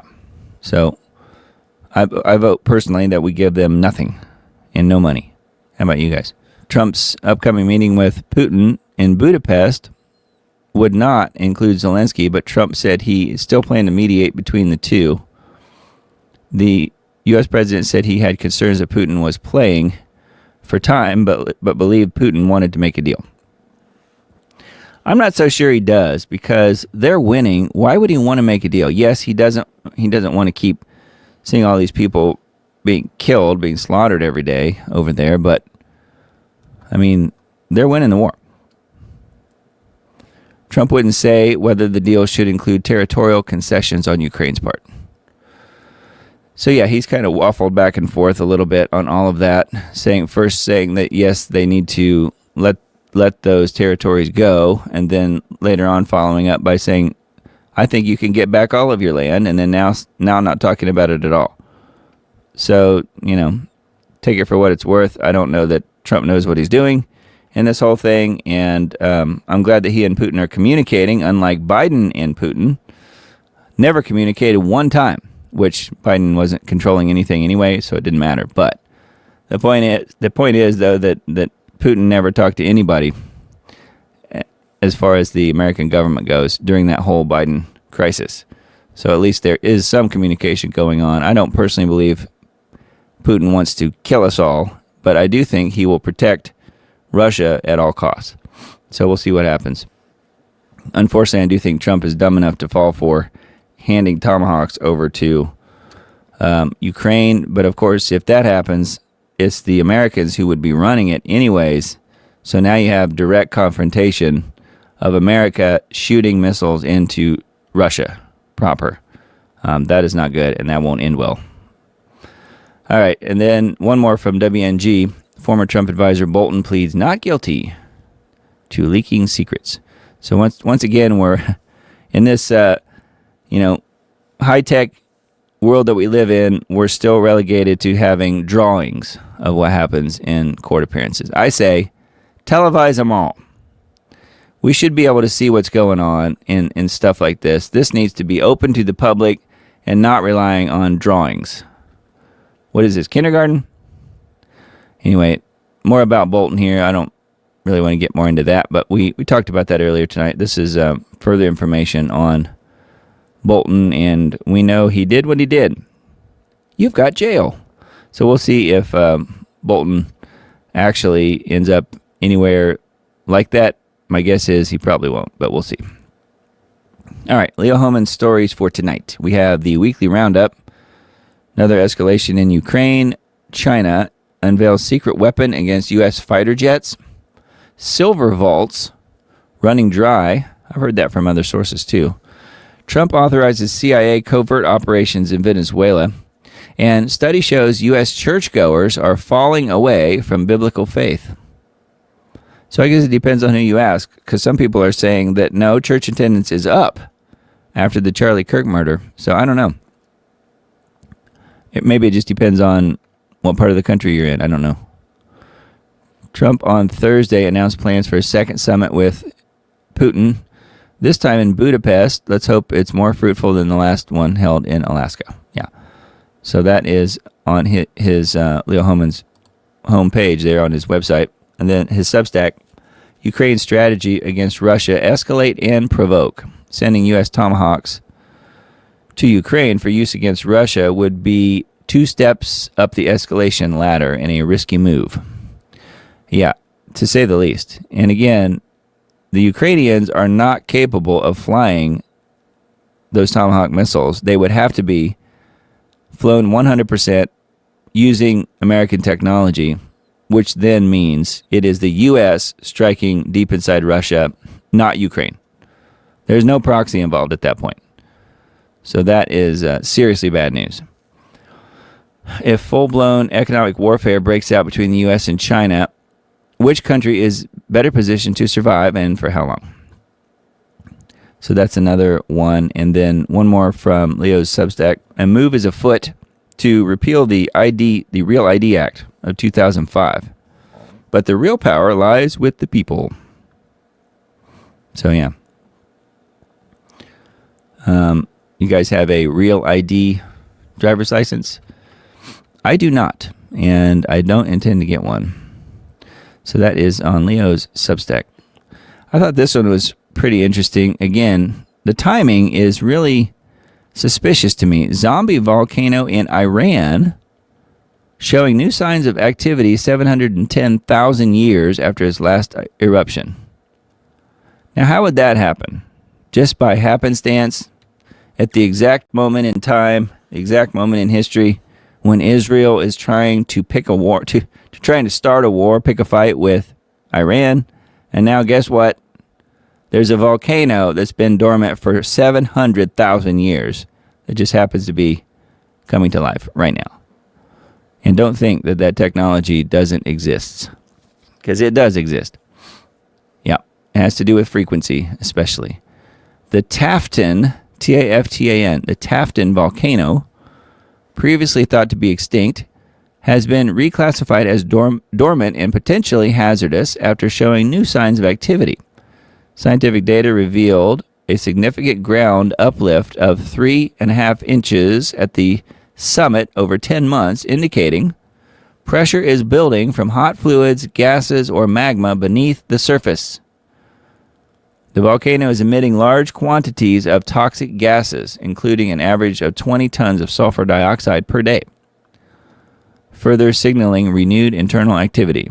Researchers have issued a wake-up call for authorities to increase monitoring and reassess hazards, not just for Taftan, but for the entire volcanic arc in the region. Some of it you could maybe attribute to the warming planet, the meltdown, as Mr. Dane talks about, but I don't know. This seems awfully suspicious to me as far as the location of this particular one. While scientists state there is no reason to fear an imminent eruption, a significant event could threaten the provincial capital of Zayandan and disrupt the economy, agriculture, and air travel. A volcano in southeastern Iran, that's where it is, long believed to be extinct, is showing disturbing signs of life. So yeah, pretty wild. That one's on Natural News. All right, and then the most recent Wine Press Substack articles, OpenAI to allow AI erotica and PORN for ChatGPT.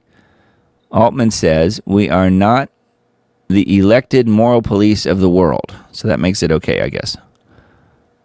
This contradicts what he said just 2 months ago, where he said he was proud that he did not add a sex bot to ChatGPT. Well, I guess he's changing his mind. He saw the dollars. He saw the dollar signs and has now changed his mind. California becomes first state to ban ultra-processed foods in schools, but it will take a decade for full implementation. A decade. But note, it won't take that long to have anti-Semitism laws implemented across the board. No, not a decade. That's right away. So we know where the priorities lie. Do we not? Anyway, there's several more interesting articles on the Wine Press's Substack. It's always good. Let's see. Gateway Pundit top headlines. I thought I would just kind of peruse the headlines. This one's weird. Texas woman sees a parachute above her farm, ends up finding missing NASA equipment on her farm. So weird. Let's see. Looking to see what else. Oh, yeah. This one. I pulled this one up. Well-known prime minister, quote unquote, beat and raped late Epstein victim Virginia Giuffre, according to her memoir. Giuffre did not name her attacker in the book, but she did in many judicial filings. Yes, this prime minister, who is well-known, is from a little country in the Middle East that we have talked about many times tonight. And yes, this is the book here, Nobody's Girl. Giuffre writes that she was bloodied, beaten, and raped by a well-known prime minister in a series of brutal encounters. So could you imagine? In her posthumous memoir, Nobody's Girl, a memoir of surviving abuse and fighting for justice, Giuffre recalled begging Epstein to step in after the unnamed politician, which we know who it is, Prime Minister so-and-so from such and such, forced her to beg for her life. But the pedophile coldly told her it was simply part of her job. After the attack, I couldn't stay a fool. Having been treated so brutally and then seeing Epstein's callous reaction to how terrorized I felt, I had to accept that Epstein meted out praise merely as a manipulation to keep me subservient, Giuffre wrote. Wow. So very sad. But right here, I was wondering if it mentioned him. Israel's Prime Minister Ehud Barak, which I'm not sure if he's still around or not. He might be. So that is the person that seems to be who she is talking about. And the only prime minister that I have noticed that she's mentioned in her, not just in the stories about her, but just in connection with Epstein. So that one's on the Gateway Pundit. Pretty interesting. A couple InfoWars articles. Zelensky admits he has failed to secure tomahawks from Trump. So, mentioned this a little bit ago. Ukraine has failed to secure approval to receive Tomahawk long-range missiles from Washington, as various reports have made clear over the weekend in wake of Zelensky's Friday meeting with Trump at the White House.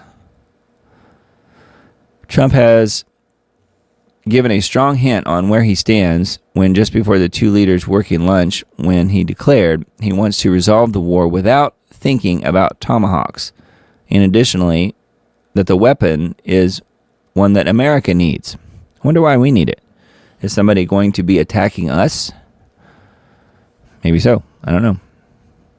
Tomahawks, by the way, can be armed as nuclear. They can be nuclear tipped. So that's why, a launch of Tomahawk missiles deep inside Russia is going to result in some sort of nuclear exchange. For sure. Guaranteed. Because Russia won't know if those Tomahawks heading towards them are nuclear tipped or not. So therefore, they have to launch. I mean, you can see where this is going. Really bad. Really fast. Netanyahu plans to seek another term. Yeah. Israel's longest-serving prime minister says he plans to win the 2026 parliamentary election, which means he will win. There's no question. Israel's longest-serving prime minister says he'll seek another term. So more of the ongoing evil, I guess. That's not going to be changing anytime soon at all. The polarizing leader of the right-wing Likud party served as prime minister from 1996 to 1999 and 2009 to 21. He returned to office in December 2022 following the collapse of the ruling coalition. Yeah, and he's been back in power since then. Anyways, so we'll see where it goes, but Netanyahu ain't going nowhere, doesn't look like. All right, some of the Not the Bee articles I pulled up for tonight. Secret Service discover hunting stand, like a deer hunting stand, with clear line of sight to Air Force One's exit ramp in Palm Beach. So they have a hunting stand that has a clear line of sight to where the airplane unloads Trump. Hunting stand appears to have been set up months ago. So how about that?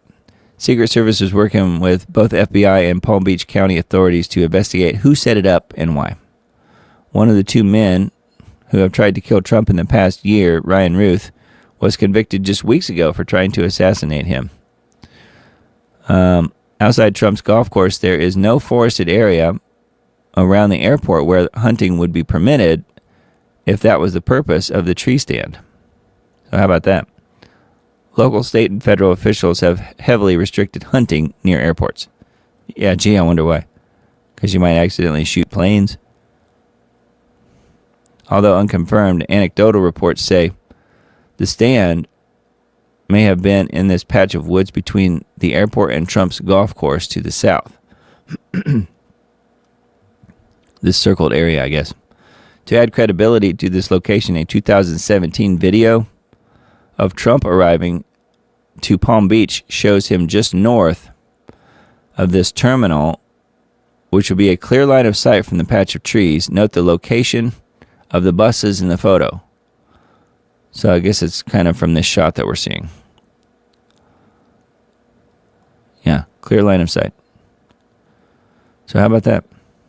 A hunting stand found near Trump's, where the plane disembarks in Palm Beach. Crazy. Anyway, that one's on Not the Bee. The UN tried to enact a global tax on carbon. It would have passed if not for Trump. So this is something that, every now and then Trump does the right thing.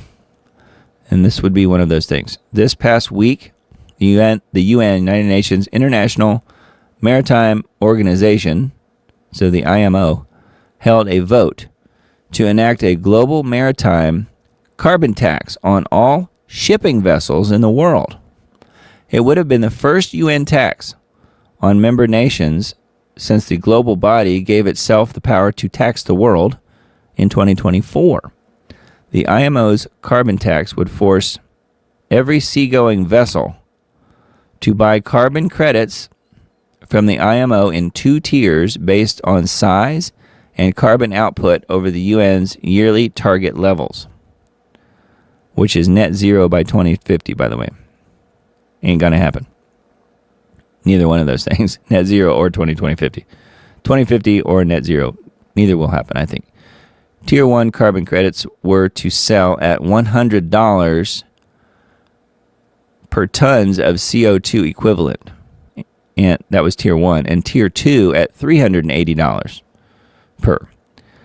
The U.S. Department of State estimated that the global tax would raise prices on Americans by about 10%. On top of that, the tax would be enforced by member nations inspecting other nations' ships at ports. So they're going to have the shipping nations would be policing each other. That does not sound good.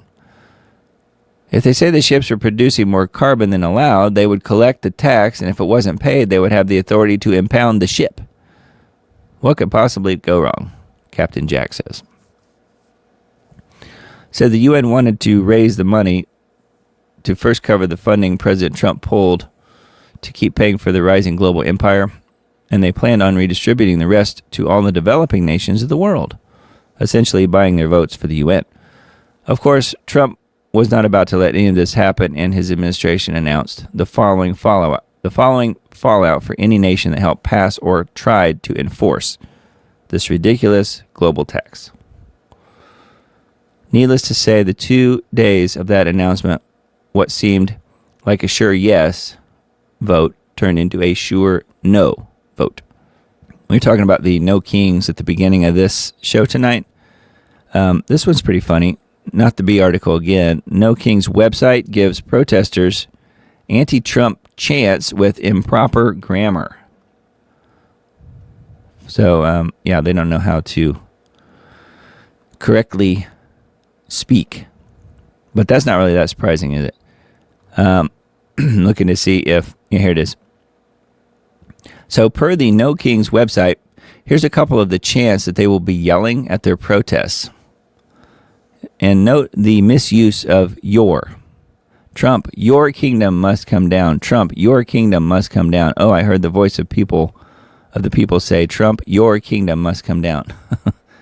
It's Y-O-U-R, not apostrophe R-E. Hatred, your kingdom must come down. Racism, your kingdom must come down. Poverty, your kingdom must come down. Greed, your kingdom must come down. No Kings also has a chant saying billionaires need to go, which seems a little ambiguous and mostly peaceful to the ear. So they've got their yours all messed up. Those far-left teachers unions have really failed the kids they're recruiting to write their protest materials. Yeah. But and then they apparently don't run any sort of checks on those once they're finished having the kids write their chants. Anyway, pretty wild. That's a Not the B article. And then this one, Don Lemon, urging non-white Americans to buy guns to confront federal immigration agents. Is Don Lemon actively trying to get federal agents shot? You be the judge. Sound like it to me. I don't know if you guys heard this. And then talking about what Lemon said, and then the answer to that in this article says, so first of all, ICE isn't rounding up Americans, which is what I said. They're rounding up foreigners who broke U.S. immigration law and have deportation orders or criminal warrants signed by judges. The agents are merely enforcing the existing laws in partnership with the judiciary that the U.S. has had for decades. Yeah, and note, too, that they still haven't reached the numbers of people, detainees, illegals, that were deported that even Barack Obama did. So he sent more out than have been sent out so far. I mean, I think they'll get to that point and past that point at some point, but who knows when. So yes, Don Lemon is calling for non-white Americans to buy guns and confront ICE officers. That's what it sounds like to me, and I'm sure many of you as well. That's on Not the Beat. All right, and then vaccine impact. Let's see. I looked at these earlier. Life without the internet. One country lost their internet cable to the world, and life reverted back to 1880 standards. That's one of the articles. So that sounds kind of interesting. New cyber attack threatens to bring down U.S. government and corporate America's networks. That's another one. And then, who are the Israel of God? No prophet is accepted in his hometown. So that is a third article on vaccineimpact.com. So feel free to have a look there. GeoWatch for this week. We have billionaires preparing for doomsday. Billionaires are preparing themselves for doomsday. Should we be worried? That's a BBC headline. Are tech billionaires really preparing for the end of the world? That's another headline from Newsbreak. Earth's life support is failing. Will we act? That is a Eco Business headline. As gold hits new records, some see warning signs of civilization collapse. That is a Newsweek headline. How many are still clinging to the delusion that shiny metals will save them from what is unfolding, fully exposing and halting the global climate engineering and weather warfare assault and the ubiquitous contamination it is causing is our only chance of buying time at this late hour. Yep, and then Global Alert News is embedded here, and then it's also available on, I don't think I've mentioned this in a while, it's also available on Spotify. If you happen to be a Spotify subscriber, free or not, you can find Dane's weekly show, Global Alert News, on Spotify. I put it on there myself every single week. So feel free to check that out, and then also geoengineeringwatch.org as well. Make sure you're on our email list. And then the scheduled weather for this week, again, it's looking like it does very often, where we have a split somewhere. It's not always right down the middle, but in this case we have temperatures out west below normal, but pretty much above normal everywhere else, more or less. So this is dated October 25 to October 29. So coming up, it's going to be warming up again. Today, it was a little cooler here, at least this evening. It's been cooler here where I am. Cooler than normal. It feels a little more like October, actually, around here. All right, and then climateandeconomy.com, October 18th, roundup of climate news. I usually mention these just because they're very similar. Some of them are the same articles that Mr. Dane talks about in his Global Alert News each week. So you guys can kind of more or less follow along in some way just by going to climateandeconomy.com, because a lot of these articles are ones that Dane mentions in the broadcast. So, yeah. Recent trends in sea surface temperature show warming around the perimeter of the Arctic Ocean in October. So anyway, there's a lot here about flooding and drought and all of the result of the geoengineering programs, the ongoing geoengineering programs globally. So there's a lot of headlines here that you won't see in the mainstream.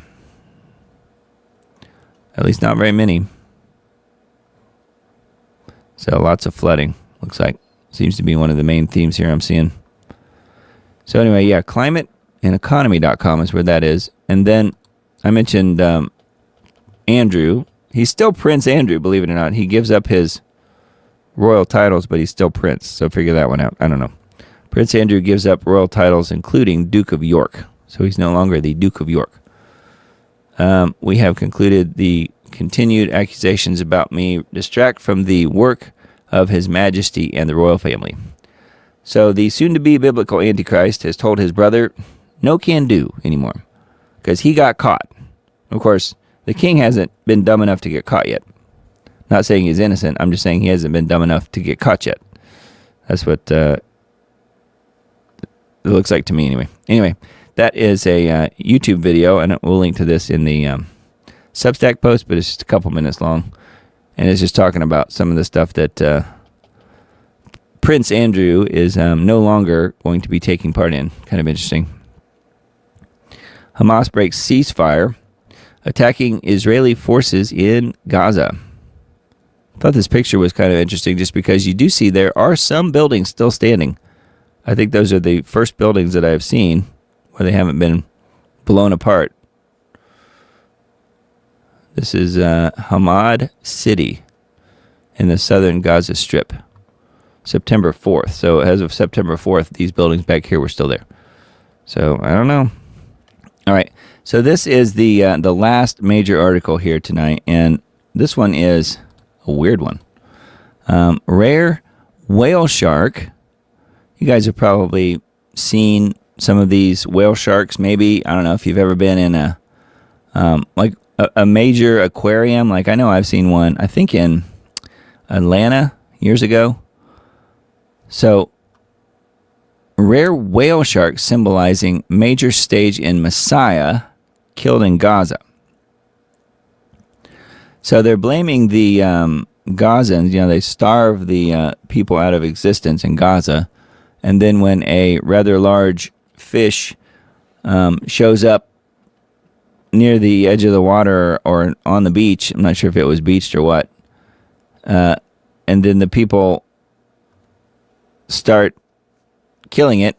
I don't know if it was already dead or not, but they start dragging it ashore, then they get the blame.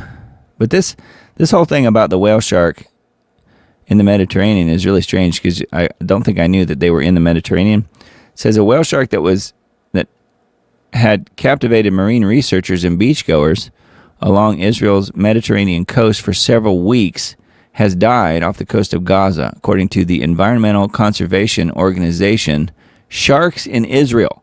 So how about that for the name of an organization in Israel? There's actually a company or organization called Sharks in Israel. The massive fish, nicknamed Ofek, O-F-E-K, by conservationists, was filmed being dragged ashore by crowds in the Khan Yunis area on Friday. Let me look at this. Yeah, that is where this is, actually. Not too far from this right here. The Khan Yunis area in the southern Gaza Strip.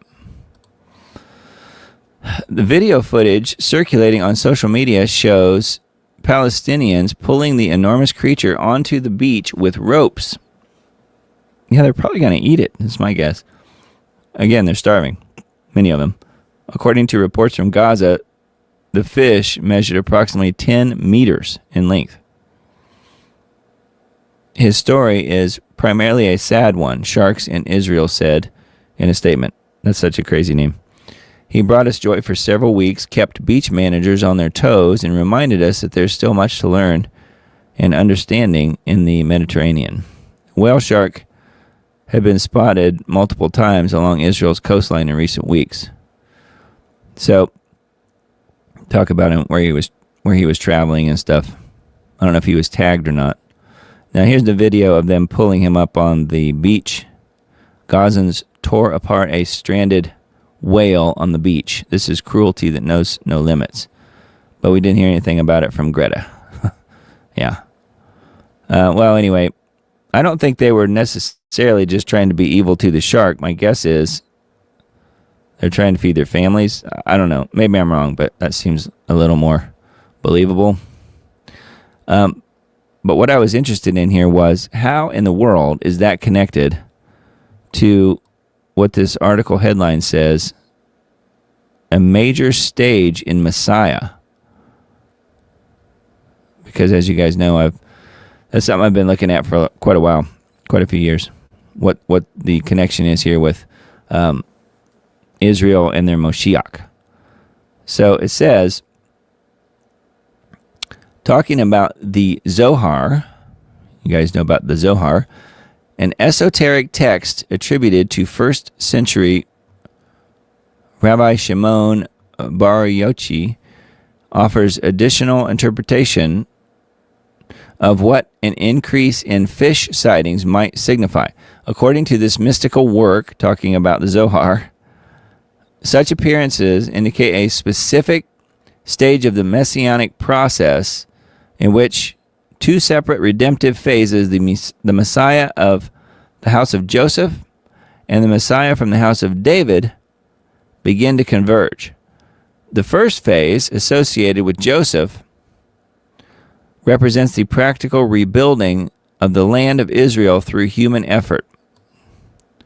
The second, linked to David, ushers in a miraculous period that includes the rebuilding of the temple. So they're kind of connecting all of this to the whale shark. And I don't know that having one whale shark show up really tells you this, but they are in this article. They're saying that perhaps an increase in fish sightings, which the whale shark would be part of that, could lead to the Messiah. And again, as I've said before, they have two Messiahs, and they're outlined here in this article. The one associated with the house of Joseph and the one associated with the house of David. The period marked by the appearance of fish is described as one of the Hamtaket Hadinim, a sweetening of divine judgments symbolized by the fish's ability in mystical terms to make seawater potable. How about that? So somehow the magical fish makes seawater drinkable. I don't know if I buy that. I don't think the whale shark was that smart, but it is interesting on what some of this article is talking about. And note, it is connecting it to the Zohar, which is one of those crazy, texts that they base everything on, including the Kabbalah and all that stuff. So anyway, I thought it was pretty interesting. I would just mention that the Messiah from the house of Joseph and the Messiah from the house of David, that's your two different Moshiachs, okay? And King Charles III has already, many years ago, proven his lineage as being connected to the house of David. So if he's going to be the biblical Antichrist, he fits the description of who could be the Moshiach coming from the house of David. Now, the other guy, Messiah from the house of Joseph, I don't know. That could possibly be the person that I've been talking about for years, which is the Yanuka, Rabbi Shlomo Yehuda Berry. Perhaps he is that guy. I don't know. But I do think it's a pretty darn good fit for Messiah from the house of David being King Charles, because King Charles III does have direct lineage back to David. It's something that's been talked about for a long time. And he supposedly has proof. I don't know. So anyway, that is another kind of weird one, but all from a whale shark. So figure that one out, you guys. I don't know. All right. Anyway, yeah, the Diamond Report on X is one of the best ways to follow along with what I'm doing. And then, of course, Substack, which is the QR code in the upper left corner up there. If you scan that, it will take you to this page, or you can just type it in. It is in that crawler down at the bottom down there, diamonddisc.substack.com. And Diamond Disc is that's the name of so many of my different channels and stuff. That's just my business name, Diamond Disc Audio. I mentioned before, I was in the music business, still am, and Diamond Disc Audio is my audio mixing and mastering service company. And I do have links for that website. I don't have it pulled up, but if you're interested in that kind of thing, that is something that you can contact me to do, and mixing various projects and mastering a lot of different projects during the course of each week. So anyway, that is an option. If you have friends in the music business, maybe pass along my information. I would certainly appreciate that. So yes, diamonddisc.substack.com is where the Diamond Report on Substack is. So that's an easy and quick way to go and sign up and drop your email address in. If you want to help out with what I'm doing, help me cover the cost of doing this show each week, there are some options here on Subscribestar, and that is subscribestar.com/diamonddisc. So you can find that and kind of comb through the different monthly options here. That is a recurring type of fee, so $5 a month and up. And thank you to the people who are helping me with that, because that really helps me be able to do this show. I've got 7 subscribers total on this platform, and then 7 more on Substack. So thank you to the 14 people who are helping me put this show together every week by helping pay for it. And thank you guys very much. I really appreciate your help. If anyone else wants to step up, those methods are certainly there through Substack and through Subscribestar. And then make sure you guys, if you're on the free side of things and don't have any money to contribute, that's totally fine, and I get it. But make sure you're subscribed on my other channels like Rumble and YouTube and the other ones, and we'll kind of go through those real quick. This is the main YouTube channel now, again, resurrected from the dead. We thought it was left for dead almost 5 years ago when YouTube took it away from me, but they have reinstated it back to me as of a few weeks ago. So thank you, Lord, that you helped me reconnect with these almost 27,000 people who are subscribed to this channel that I had no access to for upwards of 5 years. So they are combing people off of this channel all the time. They've taken off well over 400 people at this point, and I keep mentioning that just because this is what YouTube does. They play games all the time with channels, and I haven't done anything to warrant the fact that they are removing people from my channel, but they literally are, several a day, and quite a few during the course of a week. And again, I've lost about 400 subscribers just on this channel, but at least the channel is back where I can use it again, so I'm very thankful for that. So that is Diamond Disc on YouTube, and some of you guys may be on that channel now watching. And then this is the backup channel, which has been the main channel for the last 5 years. Take it to the Lord in prayer, end times, dates. So, and I would mention too, let me go to this page. This is the home page here. These Take It to the Lord in prayer, end times, dates videos go back to 2019, and I'm probably going to create a kind of a best of and do one video that kind of summarizes everything and republish and publish that new video to both of these channels.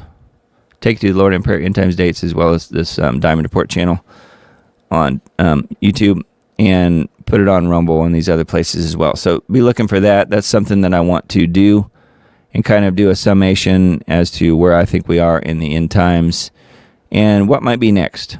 So be looking for that. That's something that I will do again when my voice is functioning 100% again. And make sure you follow along on these other platforms too, if you happen to be on them. And you can do so for free. Totally free to sign up, leave comments if you want. Diamond Disc again on all of these other platforms. DIAMONDISC. And it is Rumble, and we have BitChute, and we have Brighteon. So there you go. All of those different platforms. And then the band group, which is a free group. That's kind of like our social group here for the people who are involved in watching the Diamond Report and sending stuff to me so I can look at and maybe talk about on the show. So that's what the band group is about. band.us/at the Diamond Report. That's where it is. Over 100 members in that group. And we just talk about different things, and we can say prayers for each other, pray for different situations. We can share information as far as stories and videos and things like that. So I would just mention it's not a dating site. I always say that. But anyway, that is a Diamond Report on band. So thank you guys for being here tonight. I really appreciate it. And looking to see if we have any more videos left over. We got just a few minutes. I guess we could watch one more. Yeah, I got one more I could show here. So we'll do that.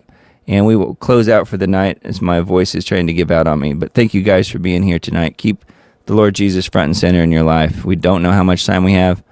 And, it is really interesting how things are unfolding week by week. And it's basically not at all what any of us expect the end times to look like. However, I'm seeing further and further proof every single week that we are indeed living in the end times. So blessings to you guys. I love you all, and make sure you subscribe on those other channels like I mentioned, and we will do it again next week, which will be, the 26th, October 26th. So yeah, we'll do it again then, starting at 10 p.m. Central Time, and we'll see you guys then. Hope you guys have a blessed week, and feel free to reach out by leaving comments on any of the videos, and we will talk to you guys later. Thanks so much. 9 at 6, a story you will only see on ABC 15 about a new FBI alert warning law enforcement about a legal loophole in gun sales. If they have a visa, all they need is their ID, the hunting license, then they could come into a gun shop, they'd fill out the exact same form everyone else would, they'd undergo the exact same background check, but the FBI is worried that people who might become radicalized might use this legal loophole to take advantage of the situation and plot an attack. Brown people of all stripes, whether you're an Indian American or a Mexican American or whoever you are, go out and get a gun legally, get a license to carry legally. Because when you have people knocking on your door and taking you away without due process as a citizen, isn't that what the Second Amendment was written for? Now, Don Lemon, from his NGO funders, is given talking points. And I told you ahead of the No Kings, Antifa, Black Lives Matter, New World Order, Soros event this Saturday and this weekend, that they are turning up the heat absolutely massively. No Kings, a declaration of independence against the tyranny, against lawlessness in the context that there was no rule of law. It was the rule of king. And I think increasingly people are waking up to the rule of law in this country, increasingly appearing to be the rule of Don. Now, obviously, you have record levels of Hispanics and blacks voting for Republicans. They're not buying it. This is what we're You have a talking country about. that is falling apart.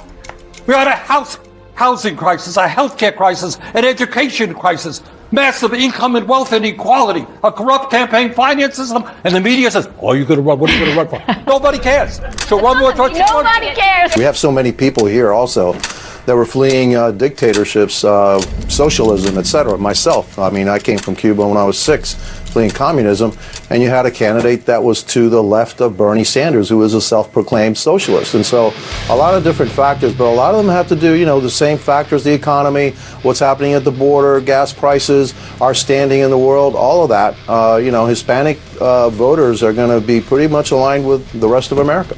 But that doesn't mean the Democrats aren't trying to implement this. They've launched it. They fired the torpedoes. So they have implemented the Podesta plan.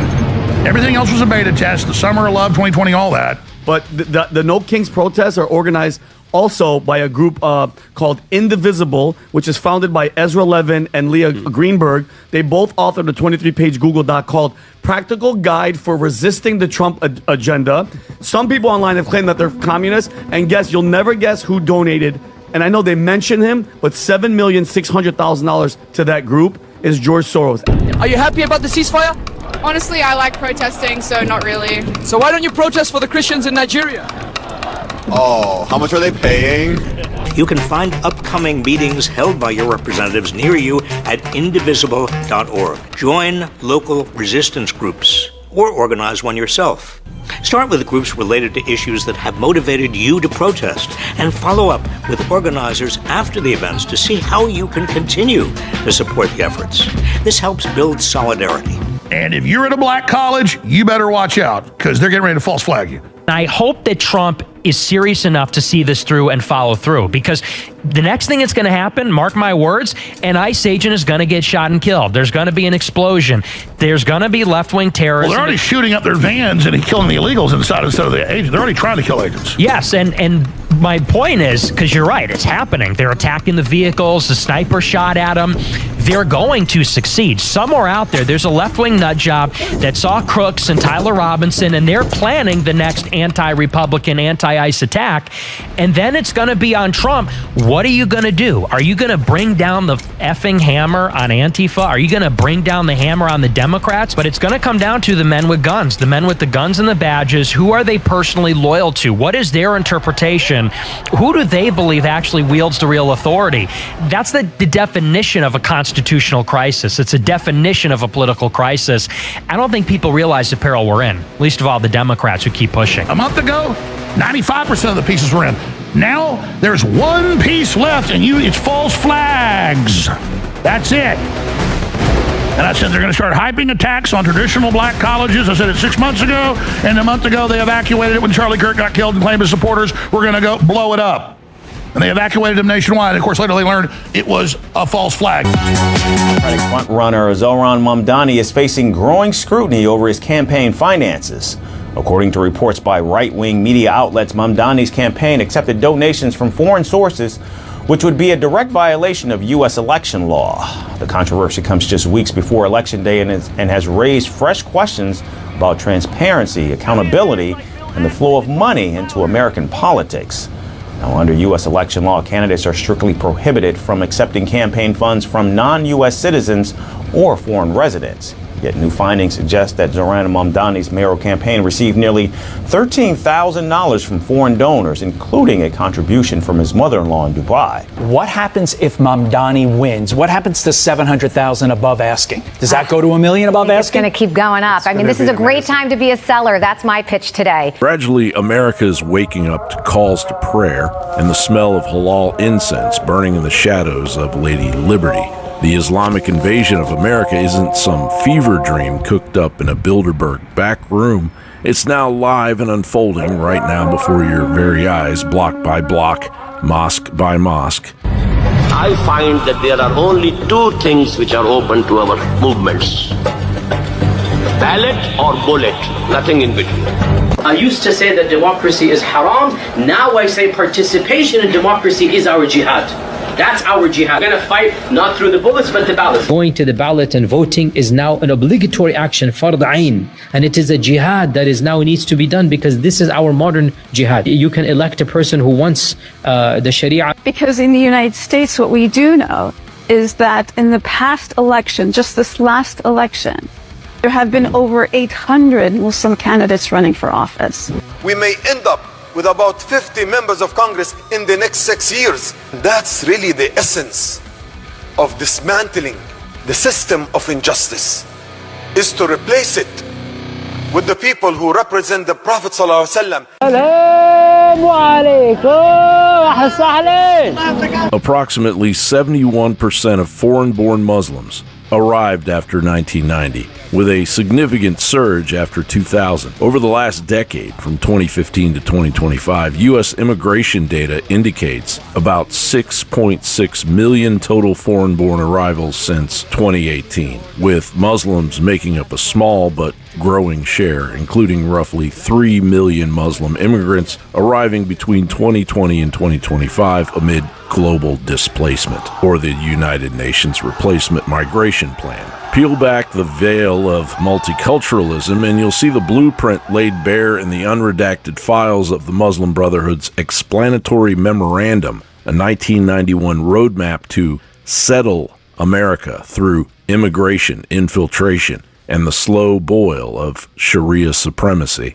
We do not want to melt into American society and disappear. We want to go into American society with Islamic ideals and revamp their thinking. We want to revamp them.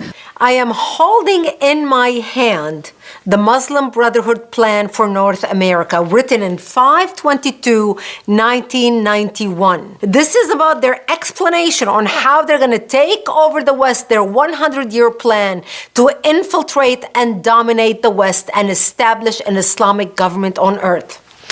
This plan was presented as evidence in the Holy Land Foundation trial, the largest terrorism trial ever in the history of the United States, where our government handed down 108 guilty verdicts to Muslim Americans and Muslim organizations in America, raising money in the United States and sending it overseas to support terrorist activity overseas. And it says the process of settlement is a civilization jihadist process with all the word means.